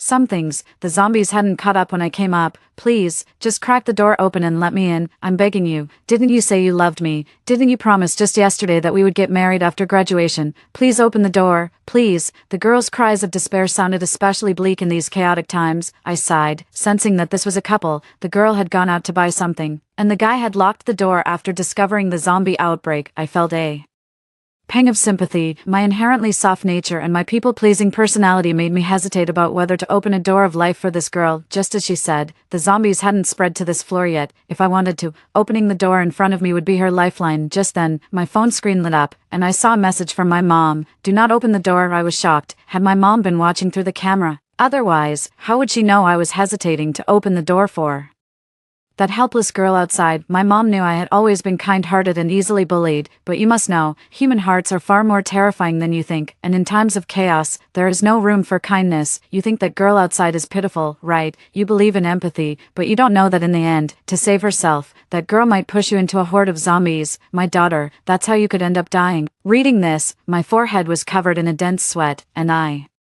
froze, unable to move. A chill crept up inside me. The very next second, without any hesitation, I retreated back into my bedroom, plugging headphones into my phone. I stuffed one into my ear, pulled the covers over my head, and started watching Crayon Shin-chan. The outside screams and cries for help no longer had anything to do with me. All I wanted now was to ensure my own safety and eventually reunite with my family unharmed, just as I had speculated, as long as I had sufficient supplies.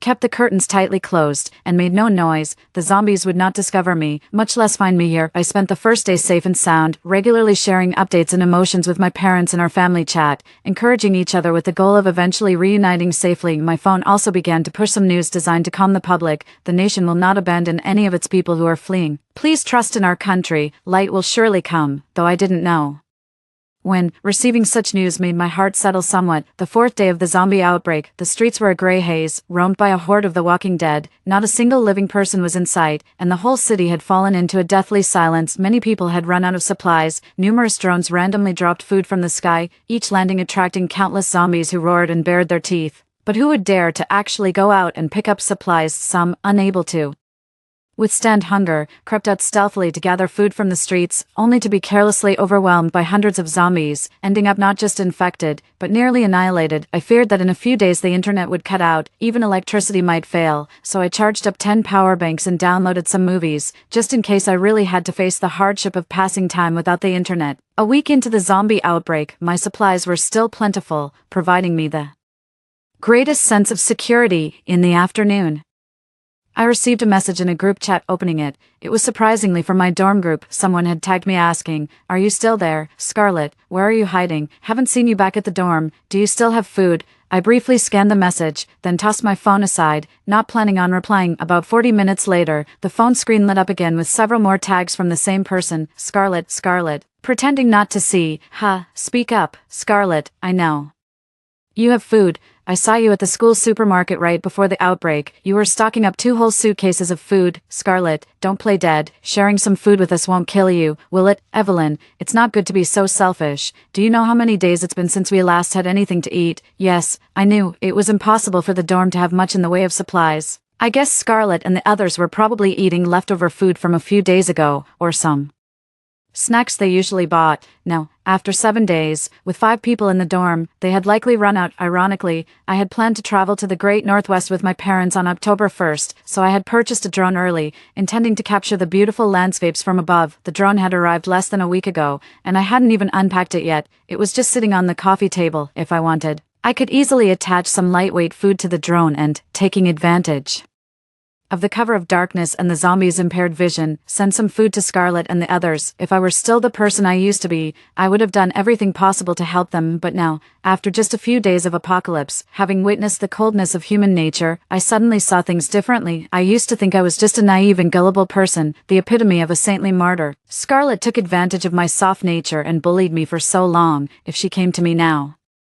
begging for food, I might still consider it, but now, what is she even trying to pull? I took out a piece of bread, bit into it, and snapped a photo, which I posted in the group chat with the caption, "Delicious." Yes, that was intentional. Soon after, Scarlett and the others exploded. "Scarlett, we're all in the dorm right now. Hurry up and bring your food over so we can meet up." I replied with just one word. "No, Scarlett." "What did you say?" "Say that again, Evelyn. I'm telling you to bring your food and meet up with us now." Immediately, seeing that I wasn't replying anymore, the other roommates started changing their tune from supporting Scarlett to speaking more kindly. "Evelyn, we don't mean anything by it, but it's not safe for you to be outside alone with the zombies around. Yeah, come meet up with us. If there's any trouble, we can face it together." I just listened at the door. There are no zombies near our dorm. "Evelyn, come quickly. There's strength in numbers." "Scarlett, enough. Can you guys have a little dignity? Didn't we survive just fine those days we dieted and didn't eat for a week? What difference does it make whether she's with us or not?" "Evelyn, don't think you're something special just because you have some food. I don't care about that now. Truly, you're giving yourself too much credit. It serves you right to have no friends." I scoffed coldly, not angry, and didn't reply. Instead, I just set the group chat to do not disturb and turned off my phone screen. As night fell, zombies, whose vision is poor, move much slower. I've gotten used to not turning on the lights or drawing the curtains at night, only occasionally peeking through the gaps in the curtains to look at the outside world. Thankfully, there's still internet. Chatting daily with my parents to confirm our safety is what sustains me, not feeling hungry in the evening. I grabbed a Coke and chatted with my parents in our family group chat, casually bringing up the dorm situation. Mom asked, "Do you have drones there? Are you going to send them food?" I thought for a moment. No. Mom sent a happy emoji. "That's my girl, changing for the better. You shouldn't. Remember that one time when you sent them supplies and ended up attracting zombies to the apartment?" Honestly, I'm still not fully adjusted to my mom's idea of me having reincarnated multiple times due to my overly altruistic nature. It's the 8th day since the apocalypse began. Books say people can survive a week without food at most. Beyond that, it's dangerous. Scarlett, who was so arrogant in the chat yesterday, has now toned down her arrogance significantly due to hunger. Such a proud person, now begging me desperately for a bite to eat. "Where are you hiding? If it's close to the dorm, we can send someone to get the food." "Evelyn, I know I've been too much in the past. Please don't stoop to my level, okay? Just give us 5 packs of instant noodles." "No, 3 will do. I'm begging you." "Alright, if you're still upset, I'll kneel down and beg. We're really going to starve to death. We're all classmates. Do you really want to watch us die?" "I was wrong. It was all my fault. You can curse me, insult me, return all the hurt I caused you, just as long as you give me something to eat." "Evelyn, please, I really can't take it anymore." Seeing these messages from Scarlett, I stood up and pulled a packet of instant noodles from the living room. Turning around, I walked into the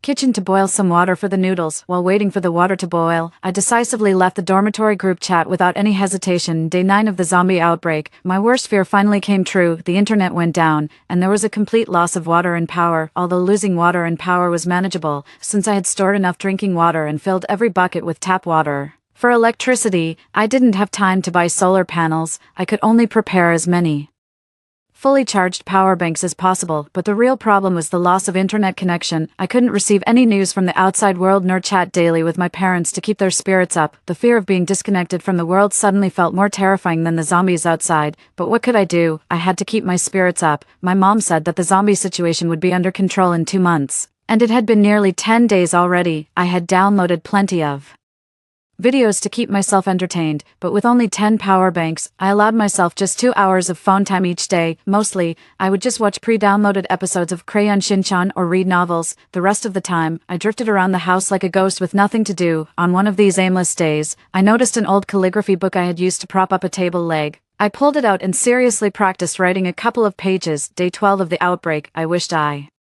could be with my parents right now. Being confined at home with them would surely be much happier than being alone.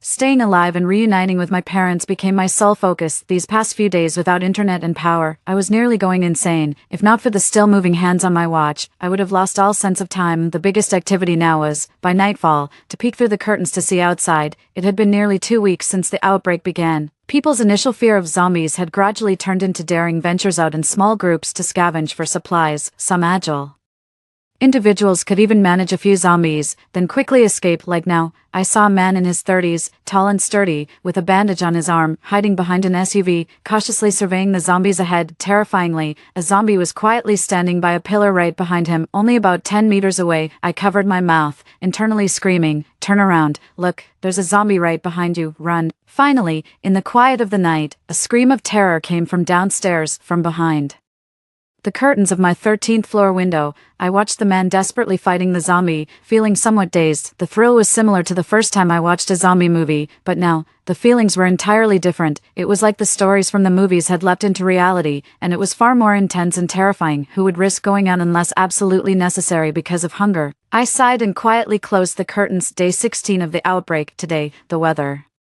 was exceptionally good. The long-lost sunlight made the city look particularly bright. If not for the empty streets and the debris everywhere, I might have thought that the recent days were just a nightmare. It was mid-September now, and the temperature was starting to drop. I felt somewhat relieved that the zombie outbreak didn't happen during the peak of summer. As someone who can't stand the heat and relies on air conditioning, I would have probably been miserable. As usual, after dark, I sat by the bay window, this time a bit bolder, opening the window slightly to let in some fresh air. My apartment on the 13th floor felt safe, and perhaps it was just my perception, but it seemed like the zombies were starting to move away from this area, much fewer than in the first 3 days of the outbreak, but occasionally, my gaze would sweep over the empty streets. Seeing a zombie suddenly popping out from nowhere is still a startling experience. As I was staring out the window, lost in thought, I suddenly noticed a drone flying straight towards me. This really took me by surprise, and instinctively, I thought about closing the window, until I saw a girl about my age carefully waving at me from the building across, signaling me to bring the drone inside. I then noticed a note attached to the drone, with a strangely rapid heartbeat. I opened the window, peeled the note off the drone, and quickly closed the curtains like a thief before I began to read it. Elegant handwriting came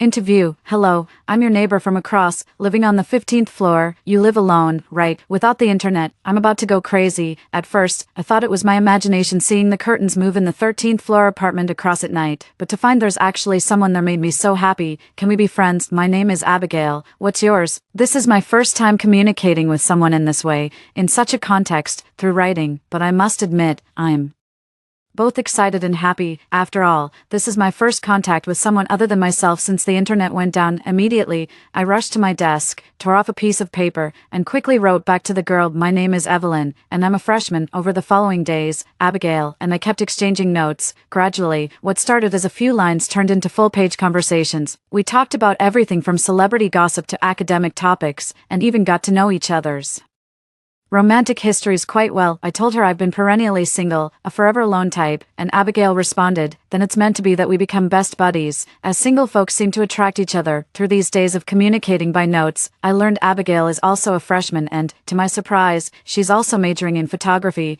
I'm in section 1, and she's in section 2. This incredible coincidence brought us even closer, and we've agreed that if we get through this, on The day the zombie outbreak is finally under control, we'll rent a place together and talk all night in person. I'm really curious how Abigail also managed to stock up so much beforehand. She started hoarding a week in advance, and from her description, except for her sleeping area, her place is filled with supplies, leaving just a narrow passage to walk through. I was impressed and asked how she thought to stock up so much in advance. Abigail, what if I told you I was reborn? Would you believe?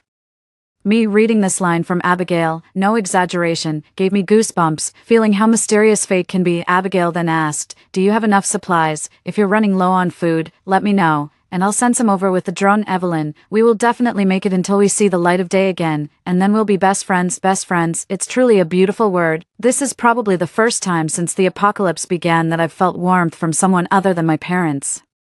In these times, when supplies are so precious, I felt truly happy knowing Abigail was willing to share hers with me. It's been 30 days since the zombie outbreak. Tonight, the moonlight is gentle. Abigail and I cleverly use drones to tie long strings between our windows so that even if the drones run out of power, we can still send notes by pulling the strings in the bright moonlight. I lay on the windowsill and slowly wrote on a clean sheet of paper, "Abigail, I miss my mom and dad today."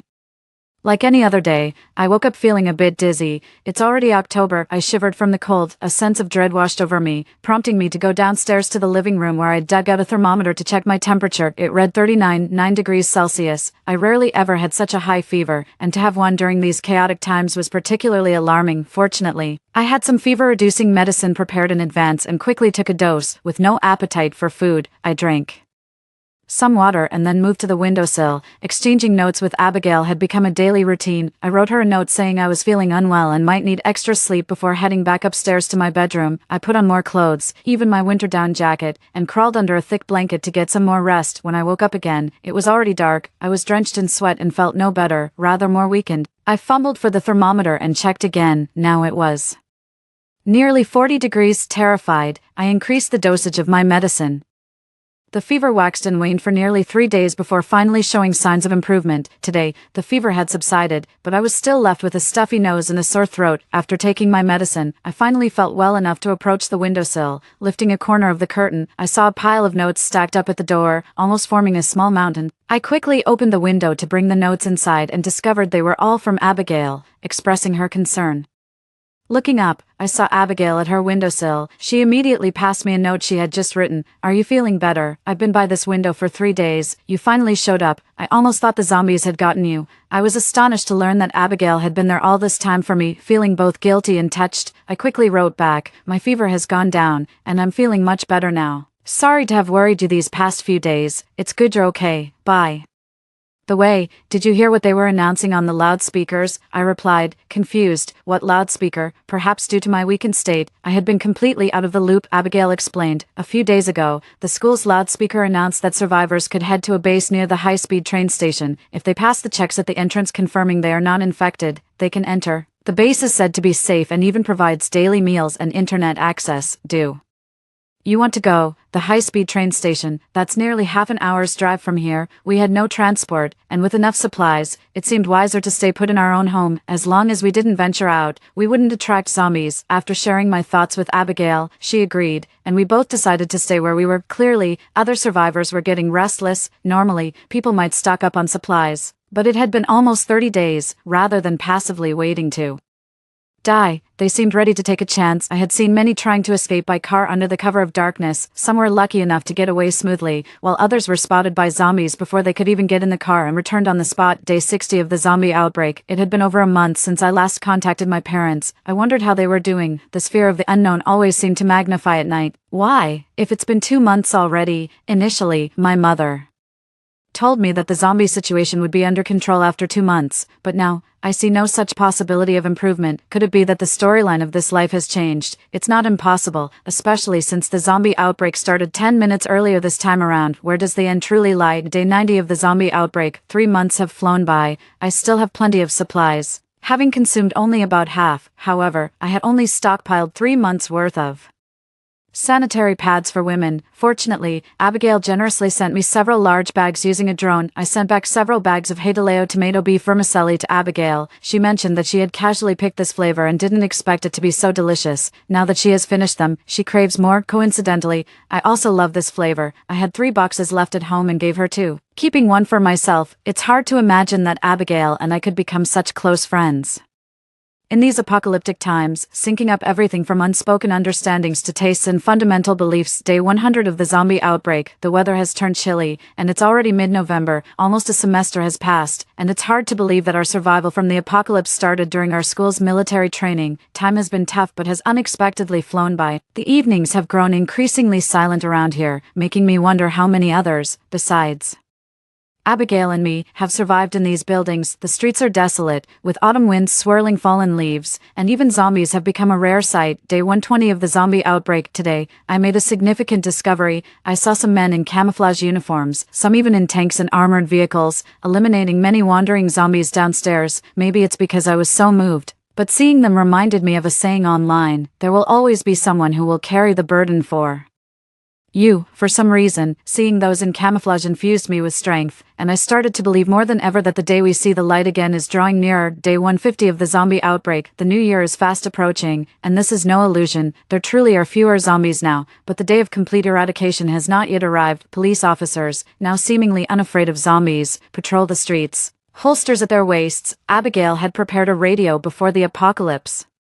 And occasionally, we catch news from the outside. I've heard that a vaccine is now in development, and lifting the lockdown finally seems hopeful. Occasionally, pedestrians wrapped in thick clothes survey their surroundings cautiously before stepping out, only to be quickly sent back by the police. If they encounter zombies, they are dealt with swiftly. One evening, someone gently knocked on my door, startling me like a frightened rabbit. I turned sharply towards the tightly closed door. Just then, a voice at the doorway whispered, "Honey, it's us." I could hardly believe my ears. I scrambled to the door, my voice trembling as I called out, "Mom, Dad." Indeed, it was my parents. I frantically moved the coffee table aside and flung the door open. Greeting me were two faces, aged and worn but incredibly familiar. I burst into tears. After letting my parents in, I held them and cried for a long time, unwilling to let go. All my pretenses fell away in front of them, leaving only the deepest trust and reassurance. My mother was crying too, continually patting my shoulder and examining me. "Let me look at you. Not bad at all. You look a bit chubbier than the last time I saw you. It seems our daughter hasn't gone hungry these past few months." My father also wiped away tears but teased, patting my head. All right. Such a big kid and still crying so much." After sitting down on the sofa, I looked at my parents' white-tinged hair, my voice choked up. "Mom, Dad, you've both lost weight." Both had noticeably thinned down. What on earth had happened? "My dear, it's not important. What matters is that we've made it through, and now our family is finally together." I refused to let my parents dismiss the situation with just a few sentences, insisting that they tell me the truth. It turned out that a few hours before the zombie outbreak, my parents had already boarded a high-speed train to my city. 10 minutes after the train stopped, the zombie outbreak began on a large scale. I couldn't help covering my mouth in shock. "So, you mean to say, you arrived in my city before the outbreak, and you've been living here all these months?" They had previously lied to me, saying they had stockpiled plenty of supplies back home and were living comfortably. At first, your mom and I were in despair, but after your mom went through several cycles of revival, waking up on the train each time, we resigned ourselves to our fate. It didn't matter what happened to us, as long as you had the chance to prepare and hide supplies 2 months in advance. So, that's why didn't you tell me the truth from the start? Where have you been hiding these months, my child? If we had told you the reality, would you have been able to stay calm? Could you have carried on peacefully these days?" Actually, it wasn't much. Right after we got off the train, we ran without anyone noticing, made it out in 5 minutes, and managed to stock up on some food from a convenience store before hiding in a storage room at the train station. It was a brilliant hiding spot your mom found after many cycles of revival. It's remote and the door is very sturdy because of the small space. Whenever your mom and I felt like we couldn't bear it anymore, we just thought about how persevering a bit longer would allow us to see our precious daughter and be reunited as a family. No matter how tough, we could withstand it. Seeing my expression change continuously, my mom quickly added, "Don't worry, darling, it was just tough during the previous month." Later, when a base was established next to the train station, your dad and I figured out a way to avoid the zombies and sneak into the base. "But you both have lost so much weight." Holding back tears, I couldn't speak for a while. Finally, I stood up. "Mom, Dad, I'll get you some food." While tearing open the package of frozen dumplings, I wiped away my tears. I didn't want to cry, but the tears just wouldn't stop. I never knew how much my parents had suffered these months, but they chose not to tell me anything to keep me from worrying. Since a few days ago, electricity and water supply had gradually been restored. I cooked the dumplings on an induction cooker and served them, 2 full plates. My parents called me to join them, and I sat down naturally. The dumplings were steaming hot, and sitting around the dining table with my family felt as surreal as a dream. Looking at the time, it was already past midnight. Today was New Year's Day, even though the outside world is still